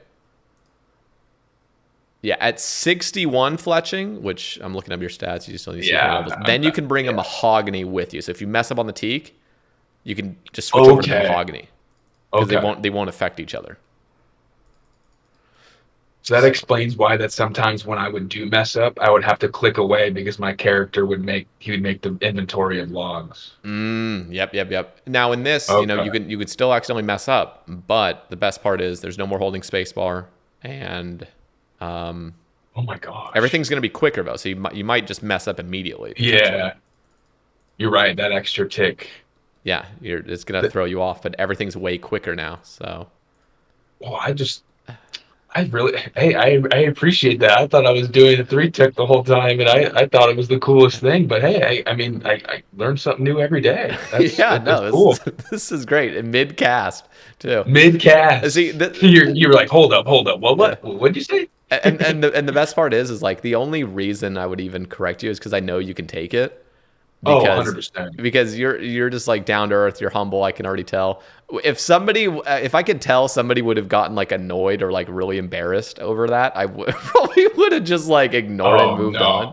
no, dude, But with it's you, I'm like, dude, I want you to succeed, man. yeah, especially a player like you, and I take a lot of, some people can't take constructive criticism, and Yeah. but you're I know not you giving me can. that. I think you're giving me advice, so I I am. appreciate that. Yeah. And listen, it's RuneScape, so it's not like 100%, it's not a sad thing if you don't know every bit of ins and outs of RuneScape. 100%. Yeah. But it's enjoyable hearing that, like you're saying, like, oh, like you need to do this. So like, Hmm. hopefully someone else is listening and knowing that, oh, I'm doing this wrong. So it probably feels good for you because you have been around the game for so long and you have way more knowledge and way more experience than I do. But Hmm. hearing that from you just shows that you care about. Doesn't matter what kind of player you are. You're obviously you're gonna help out whoever. Yeah, I'm glad I could do that. So again, this a lot of it's gonna have to be off stream relearning Oh, and yeah. like figuring out the timing with it, but it's so much better. So Um, I wanna touch on fitness. This is yes. one of the things we were kind of touching on beforehand. You have apparently you had a weight loss transformation. You lost 80 pounds. Yes, sir. It So was tell me about your whole journey with that. so me growing up, I was playing sports, primarily football, and I was always the bigger kid, but I was athletic. I wasn't the fat slob and running around with their ass crack hanging out and belly at football practice. But that wasn't me. But I was always bigger, and I played lineman, and you need size when you play the line, and I played football in college, and I got there and they told me, you can keep on lifting and keep on eating. We want you to get bigger. And at some point, I think my highest was, I wasn't 300. I've never seen 300 on the scale, but I think I saw like 296. And how tall are you? 296. Oh man, I'm 6 foot. So I'm not that tall. So No, like, I'm 5'10", so you're okay, I a like to couple say I'm inches. 6 foot. My girlfriend's in the other room and she's probably laughing because she says I'm 5'11". So Hey, respect for giving yourself another inch because nobody gives a fuck. You yeah, know, I know. That's the I thing. mean, and we're living in 2025 where like if you've ever been on a dating app and you're not 6 foot, good fucking luck getting any Yeah, success whatsoever. I know. Yeah. I had to lie on mine. So but See, yeah. yeah. I'm just quickly like I'm 5'10". I'm like 5'10" and a half basically, but it's just like I've gotten to the point where it's like, you know what? I can't stretch to 6 foot. And if I say I'm 5'11", people are already going to think I'm lying because if I actually was 5'11", I would have said I'm 6 foot. So this Exactly. whole I like know. I'm like going like I'm like taking like 3 steps ahead where I'm like, you know what? I'm just gonna fucking say I'm 5'10". I'm not even gonna add the half inch because that makes me look fucking desperate. And the best part, it's not optimal, but the best part is that when somebody meets me, they will actually see me as okay. The guy's actually 5'10", and he might even be a little bit taller, which would be a pleasant surprise. You know. And points for being honest. Yes, that's what I'm There saying. you So go. like I'm There's just all about there's that the now. extra Yeah. points. Like, oh, he's not some asshole saying I show up to a date and he's 6 foot and this motherfucker's 5'9", 5'10". Yeah, exactly. So anyway, But continue. Yeah. Yeah, I think the highest I saw was 296, and I stopped playing football, and I throughout college, I think I maintained, I maintained being heavy because I was big. I Hmm. think 280. I think I graduated. I was 280, 285, and once I graduated in 2019, and I really wanted to take a step forward, and feeling better and healthier again. And that first came of not drinking alcohol. So like I stopped. So that first summer, all my friends got back from school, and I would still go out and have fun and party, but I wouldn't drink. I wouldn't consume alcohol because that's just empty calories, and Hmm. it's just straight to the bin.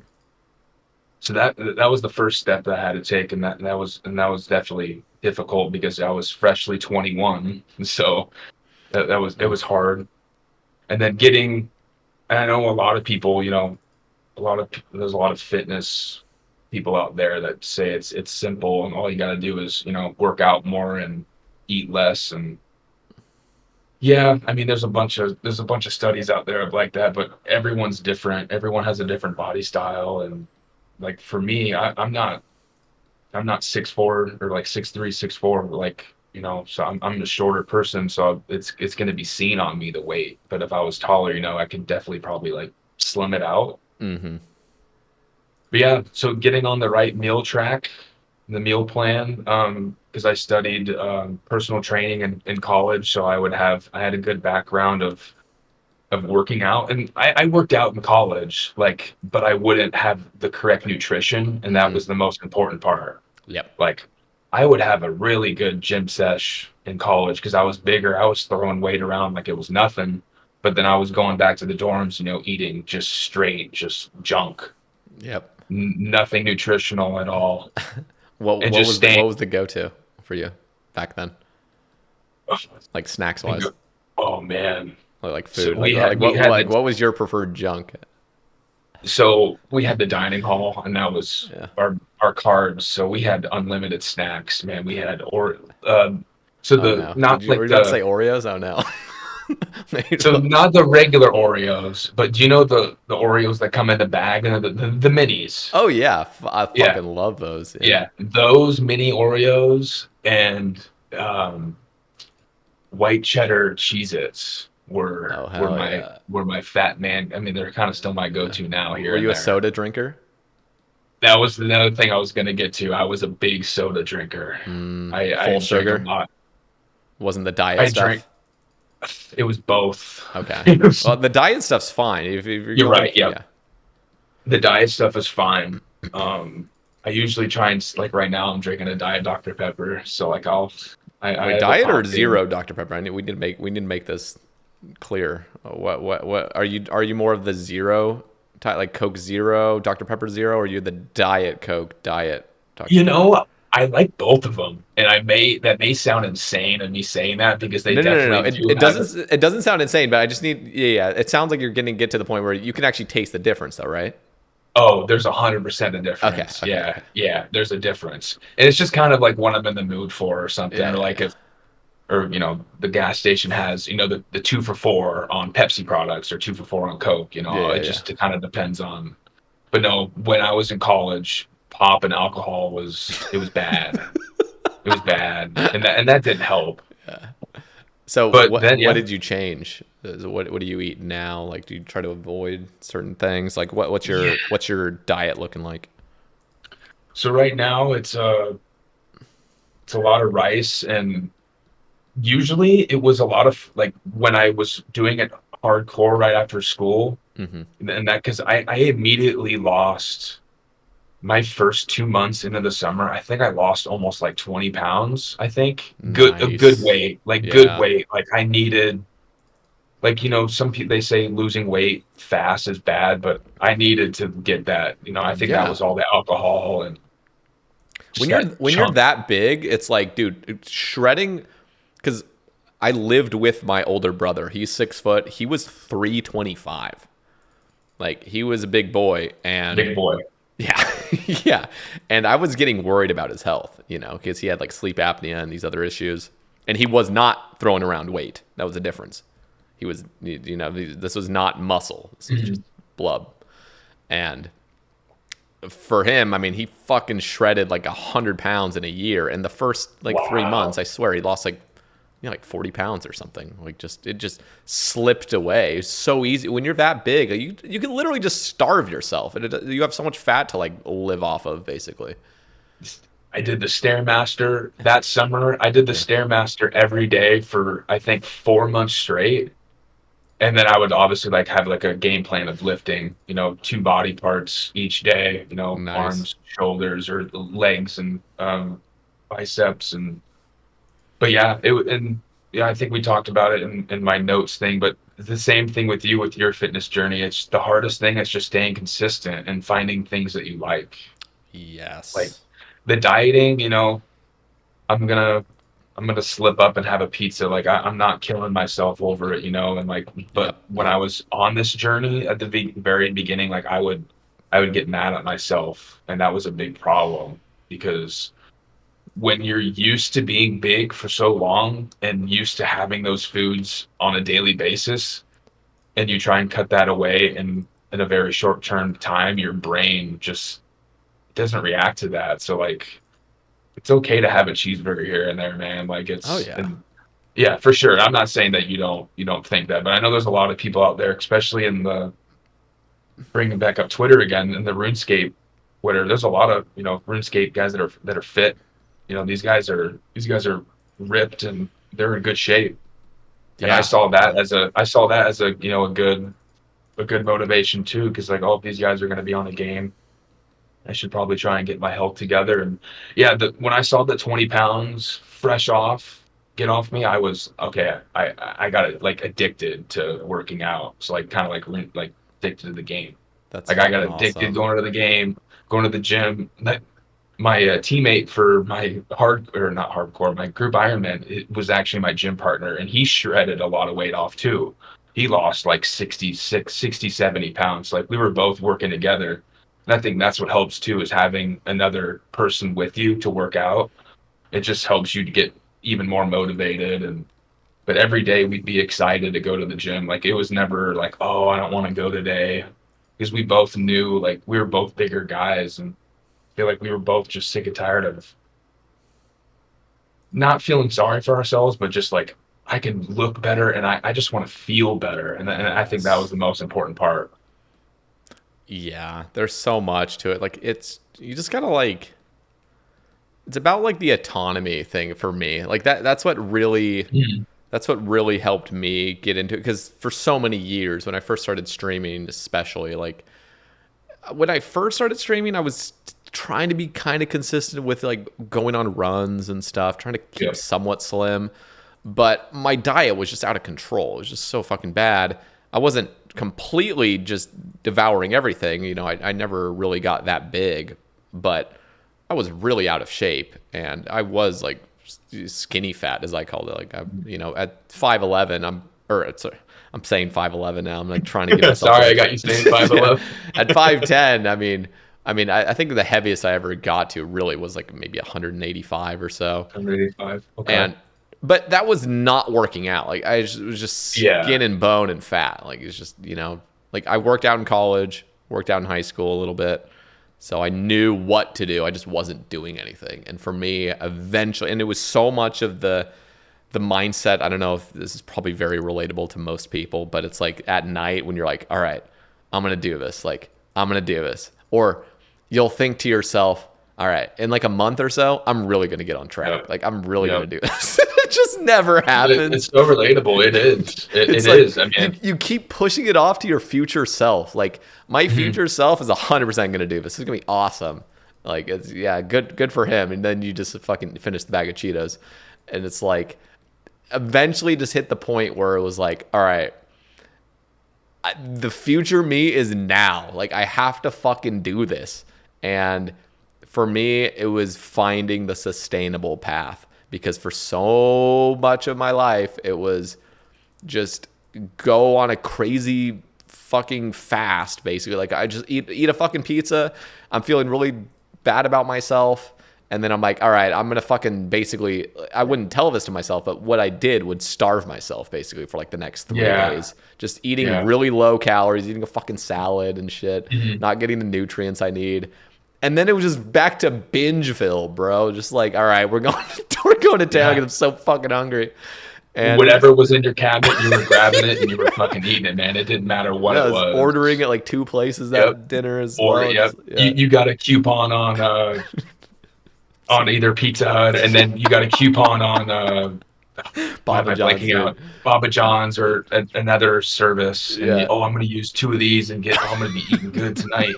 And then you're done and you finish it in 10 minutes and you're like, I fucking ate myself. Yeah. Just that. So, and it was so bad because, like the worst part. So this is something that I know a lot of people suffer with is like binge eating. Like, so I would binge eat, but pretty mildly compared to most people. Again, I wasn't like huge. My brother though had a really bad binge eating problem.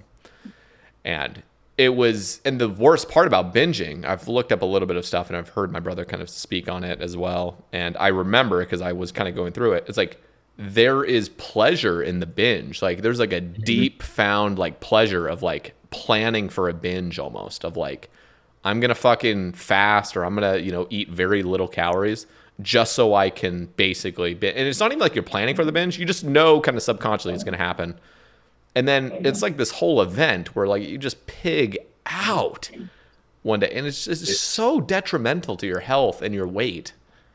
That and your mental health too, because your mental health needs to be strong. So does your physical health. But if your mental health is thinking like that, you're not going to get anywhere. And that's what I was going to add to is I got, I think I got down to, 230 and I haven't seen 230 pounds, in a long time being that heavy for so long. And like what you said, I would plan, okay, I'm going to stay on track. I'm going to keep my macros. And then next month, I'm going to have one day where I'm going to unload on, junk and and then I would pig out for 2 weeks and then stop, Yeah, it was, so I got, I would get back up, but then I finally got, a routine of, eating a good amount of rice. I switched between regular ground beef and ground turkey. I found for me works really well with different kind of like bell peppers and onions, and I'm getting in a lot of zucchini and squash too. So just having, me and my girlfriend, we try to have, if for one night we're both tired after a long day at work, yeah, we may have mac and cheese, but we'll have a veggie with it, as long as there's like a veggie, like, yeah, I know it's not the healthiest meal, but like at the end of the day, I'd rather feel good of what I'm eating than what I'm thinking of later on and down the road in a month where, oh yeah, I'm going to binge and I'm going to go absolutely insane because that's just not good. It's just not good. Yeah. For me, the sustainability I found was working out at home has really helped. Doing calisthenics, that's really helped because I don't have excuses to not go to the gym. Like I don't go to the gym. I haven't gone to a gym in like 7+ years at this point. I think I went one time in Orlando last year to an actual gym, and everything else has just been at home stuff or at a park. We have some pull-up bars and stuff, and then the other thing was just really trying to reduce the temptations in my apartment. Because as soon as I buy a pack of Oreos, as soon as I buy a bag of chips, it's fucking gone in a day or two. Yeah. It just is. And it's like, I'm not going to savor this as much as I have hopes and desires to be able to spare this out. So I only have like, 2 Oreos a day and just, no, it doesn't happen. I'm going to hit a point where I'm just like, I'm eating the rest of these. Exactly. I mean, it's, yeah. And here's the crazy part is, now there is kind of an argument with price-wise stuff with this, but like, dude, if I have a fresh thing of strawberries and I have some almonds and I have some other stuff, like some really just whole food fruits or veggies, it's like, dude, I genuinely enjoy eating that stuff, and I know I feel better eating it. So why not stock my fridge and pantry with like good shit like that? Because one, it's not as appealing. It's not like that fatty, salty food that I want to eat.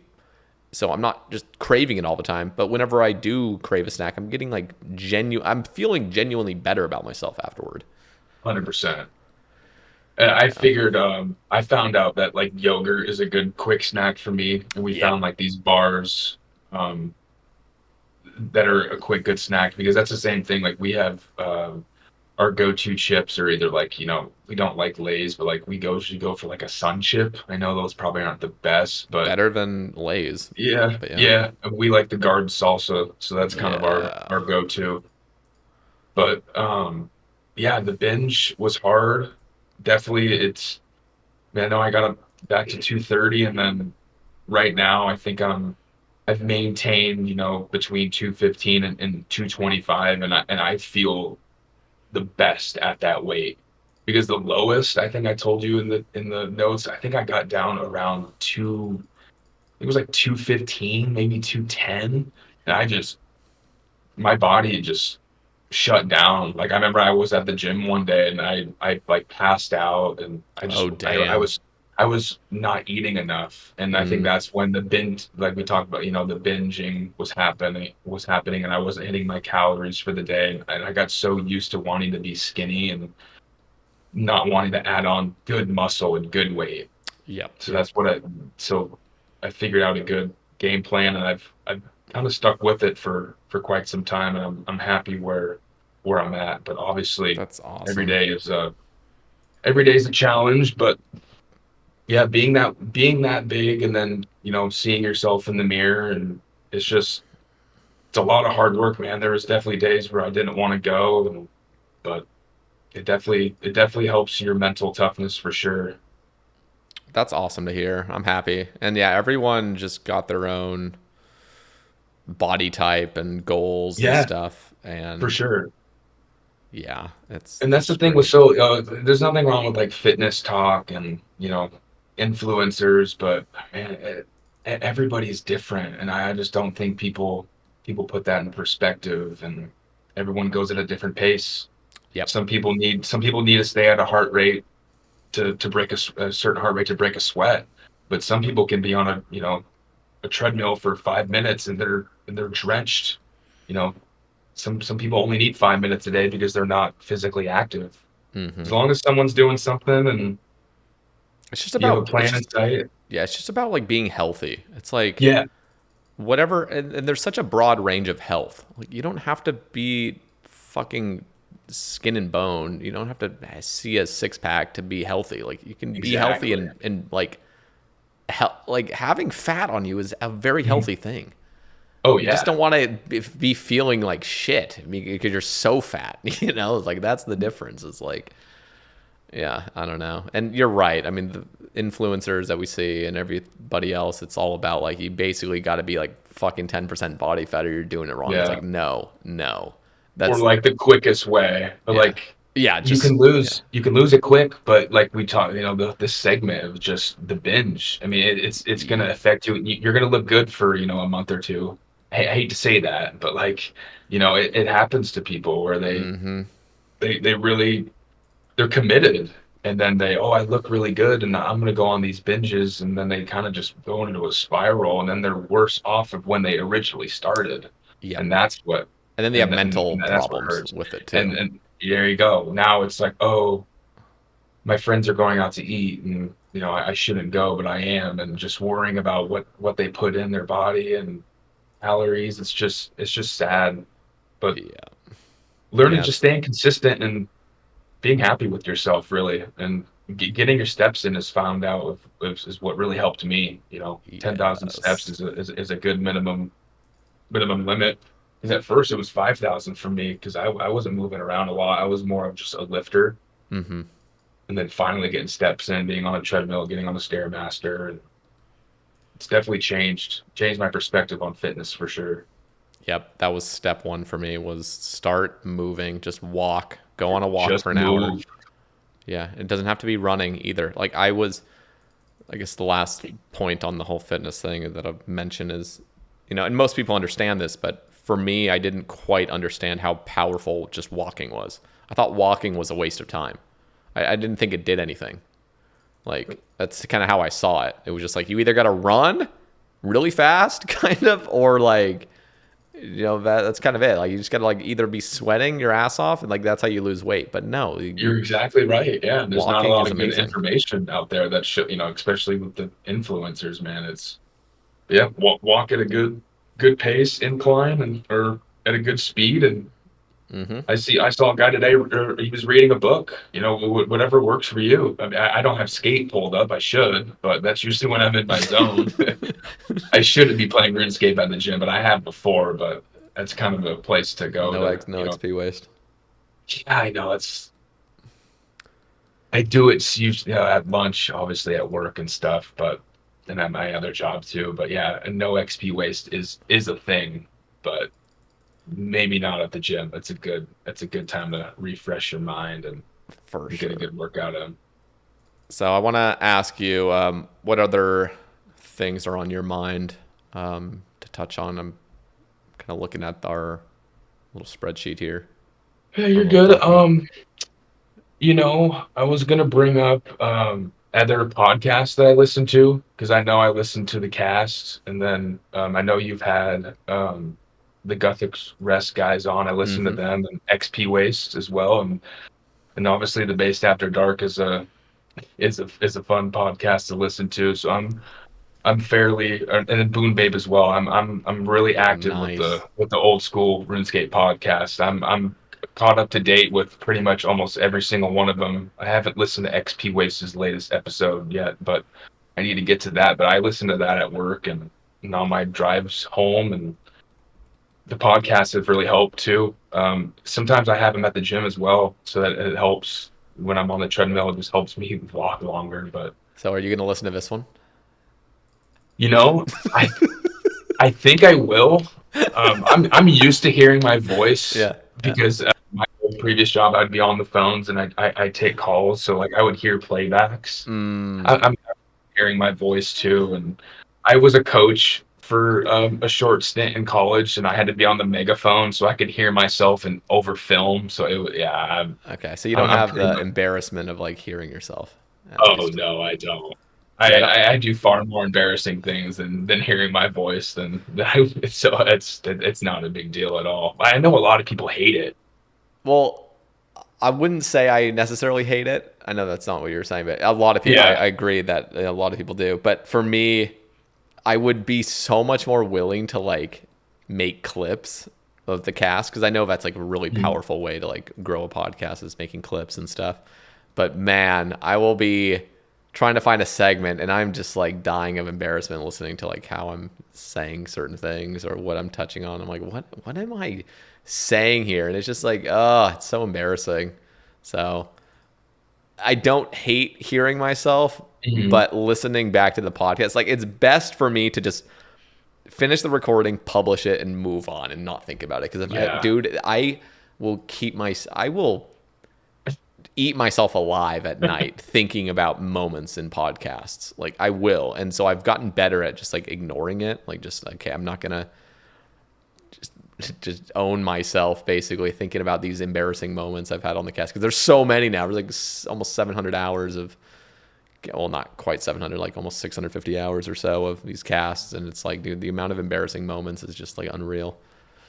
But Yeah, I I just mean, can't think even about it. listen to even the older episodes of the pee Oh, breaks you guys. I hate to bring up the cringe, but the older videos of you guys would was it with Whale, I think? You guys were gone for like it's like 15 minutes or something or it's fucking great. It's great. No, but that those are the early casts where I didn't even have editing software, so it was just straight up like we're pressing record, and when this ends, I'm ending it and I'm uploading it. Like it's just it, and yeah, it's bad. crazy how fast the times have flied and how many reoccurring guests you've had on this Yeah, cast. yeah. That's crazy. We're on year 5 now. We started year 5. That is That's nuts. Because I was definitely late to your podcast, but I've definitely caught up with your YouTube. But I've listened to all the movies, man. I go way back. I remember the Randalicious episode too, because I watched a lot of him. because he was the Yes. high end skiller, and so Yeah, hearing him, and then he's the goat. Now he has 3 episodes, one Patreon locked, but his stories are just great. He's just him at the end of the episode I just had with him. We he was just being really gracious and just saying how much he like envies my position of like just Mhm. getting to podcast because he was the host of the Hexus podcast, so Yes, yep, that was an inspiration of mine to start my podcast. And like so he loves talking old school and he loves talking with people and just talking about the game and stuff. And I'm like, man, like he's a cop and everything. Like he's trying to have a kid and everything. He's married, and so he's got his life together for the most part. But I'm like, man, like there's always time. Like if you could find time, and if that's one of your passions and hobbies, I mean, Randalicious is a fucking natural when it comes to yeah, just chatting shit, and he would kill if he were to maybe like he could still do Hexus, stuff, but if he were to Mhm. like completely branch away from that and like talk old school with people in a more like casual setting with maybe one-on-one people or even just solo rambles and stuff of his, like those would be phenomenal. He should really, I don't know, if he was He definitely interested in that. should. Yeah, Yeah. 100%. It's with you doing it with all these episodes and the cast. It does take a special talent to sit there and ramble, and he has one of those talents. So he would definitely have Yeah. a large audience, a good following of like you said, has a career. He's trying to have a kid, and with the wife. So Yeah. even if it's maybe one episode a month or something very minimal, people will be tuning in. Oh yeah. Hundred percent. There's just so many. I mean, it's still a niche for sure, but Mhm. there's a lot of players, including yourself, including me, that love just hearing people talk about RuneScape. Yeah, We just want to hear the casual conversations. There doesn't need to be a settled production or, just any of the big high production OSRS videos. I mean, a lot of people will gladly sit down and just listen to a guy ramble about the game for half an hour to an hour. So there's a space for it, and I'm glad there is a community that that has kind of gathered around the Sae Bae cast. This has been just fucking awesome for me to grow uh, over time. Just I bet seeing how it's many people like euphoric it. for you just seeing the people that show up to your streams every day, and It's even cool. listening. I mean, it's Yeah, just got to feel so heartwarming that people. You're right. People are busy, and they take time out of their day to because they care what you have to say. And I think that in order for that to happen, like you got to earn the trust from that person and respect. So you definitely have earned that from many players across the world. it's cool. It's stressful ultimately Oh because yeah, I feel like I there's like this element of like, oh, I don't want to like I know I'm gonna piss people off saying things, but I want to stay true to myself, but I also want to be honest and just like and that's why I say was my going to points. ask Yeah. when I saw your tweet about wanting non-creators. What gave you that idea? Was it just kind of just a random shot out of the dark, or was this something that you thought about a lot, or is this something that you were just like, okay, I'm just gonna send it out and see what happens? Like I'm curious of I remember sending it in the message. I'm hoping you got a lot of DMs. Yeah, there's actually a lot I haven't even responded to. So Oh, I've dude, probably that's pissed off. good. I've probably pissed off a lot I of people because they've oh reached out and I no, haven't responded.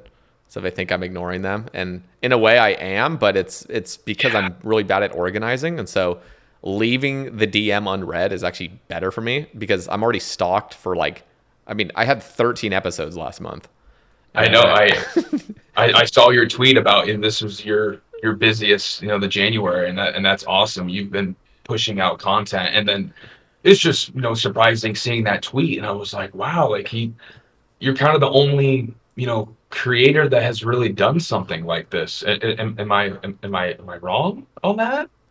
Having a there's probably some other people that have done similar things. I know similar things. there's like there's because there's more podcasts that aren't as official as the ones you listed earlier. Like Yeah. there's some I know like I just had Agile Tom on and he has his own little podcast where he talks about like chunk He talks to chunk account people, and a lot of those people aren't creators. Well, maybe Okay. half or so are. I'm actually not sure, but Ooh. there's probably You, several that don't actually make content. They just play that way, and he's talking to them. So is that on Spotify? I doubt it. I think it's just a YouTube thing. Oh, it's just you. Okay, I'm gonna have to check that out then. You Yeah, said that there's was Agile Tom. yeah. I think it's Okay. called chunk chat is what he calls it. Oh, nice. Okay. Yeah, I'll write that down. Yeah, so 'Cause there's I there's like, several creators that do these kinds of things where they kind of collaborate with other types. I mean, even the free to play podcast with yeah, Pause, and they'll get the because I free to remember play. listening to the OG Wilderness podcast. Mm, I remember those. Yeah, I remember that, and then Bake Standing, obviously, but they didn't last too long. But they had yeah, that was the OG. they need to bring that back. They brought it back briefly and then it went away again. Yeah. Well, because I'm looking at I was gonna ask what your thoughts about the blog about the rewards because with the Jimmy and as I just said the podcast, yeah, they should do something. But anything surprising out of the blog at all, or are you kind of just happy with? I know they changed a few things, so I'm pretty sure there's like a new amulet instead of the cloak Yeah. coming from that. So, to be honest, I don't have my thoughts collected because this is. I was gonna actually make a ramble on it, and I just ended up not Okay. doing it. So, if I were to go into it here, I think it would be a bit jumbled. But Yeah. I am looking forward ultimately to most pieces of content. This is the thing that they're coming out with, the whole delve system, 8 waves, and when you hit wave 8, it continues. And the Yeah. cool I've thing read is about like that. the environment, like when you hit level 8, or yeah, when you hit wave 8, it's like it's a repeated thing that you're doing wave 8, but the environment is continually changing, and that stays wave to wave. So the enrage sort of is the fact that you have to make sure you're not making too many mistakes, because every mistake you make carries on forward. So it's a cool system. I'm hoping it works out. I think it's actually a better system in my opinion than having them actually just make endless waves where every wave's different. I think that would just be a fucking headache and like impossible to really design Yeah. properly. But yeah, I'm looking forward to it. What are your? I guess I want to touch on one last thing. I guess before we sort of wrap things up, what are your thoughts on sailing? I'm honestly really excited for sailing. As being I've read the blog I read the blogs every day and I keep up with the news and it's different because I experienced summoning back in the day and I know that that's not happening with sailing at least from my point of view. I obviously the mechanics are going to be I saw how the boat drives I guess with your character. I know there's a lot of background stuff that we don't get to see but personally I think a new skill is gonna tie everything all together. I think as a whole, and there's already so many different ports around the game. It makes sense. It's just that the mechanics of it. Like in the other podcasts, you guys have already talked about it with like, oh, are you guys gonna be on a boat? Are you gonna be fishing? Like, are you gonna be getting fishing XP, or is it gonna be is it just sailing? Like, because when you think of sailing, like, are you gonna be physically driving? It's just there's a lot of questions. And I know with the high level community and the high level skillers, a lot of the players, I know it's upsetting to some people, and I know a lot of people wanted shamanism because I did Mm-hmm. not vote for taming. I can tell you, I had no way for that. I get it. I mean, it'd be cool to control, like I guess you're a pet, but They had such a poor pitch for that. Nobody even knew what taming was supposed to be because they were so scared of summoning. yeah, and Taming was just that's a the thing, mess. because summoning, you had the pouches, and you get if you weren't having your follower out, you were losing XP, and it's just being so young. I didn't really think about that, and I was like, oh fuck summoning, fuck this game. But like, it's different now, being older and Yeah. reading and actually reading things. But I know I feel like a lot of I RuneScape. still don't read things. So Yeah, spacebar I know. Andy. Yeah, spacebar Andy. But as the casual player. I'm excited for sailing. That's good. I'm really excited to see what they bring. I know it's been slow, and I'm hoping that they do something at RuneFest. I don't know. I don't know if that's. I don't know if that's on the timeline. I don't know if they're gonna maybe drop like a sneak peek at all about it at They'll all. probably touch on it I think somehow, but so. I doubt there's been much progress made just since their last reveals in December, I Should, think. do you think we'll get it in 2025, or do you think it's gonna be, No, no you know? way. I mean, there's a chance, but I'm thinking like mid to late 2026. Yeah, I just don't want them to fumble, and I Yeah. don't think they will, because it was different back then with summoning, and I really think they want to make sailing great. Like they want to make it a fun skill that new and old players can just pick it up like your Hmm. wood cutting. I know every skill has their different aspects and different training activities and methods, but I'm super excited for sailing because I like fishing. So like I like being on the water, especially in real life too. So that's just kind of relatable. So I think it'd be kind of cool Nice. controlling your own ship. Because the only thing we have close to that is what fossil what's the Bon Voyage, right? I guess you have lunar diplomacy Oh, too. lunar, you're right. Yep. I just did lunar diplomacy. That's funny. Yeah, you're right.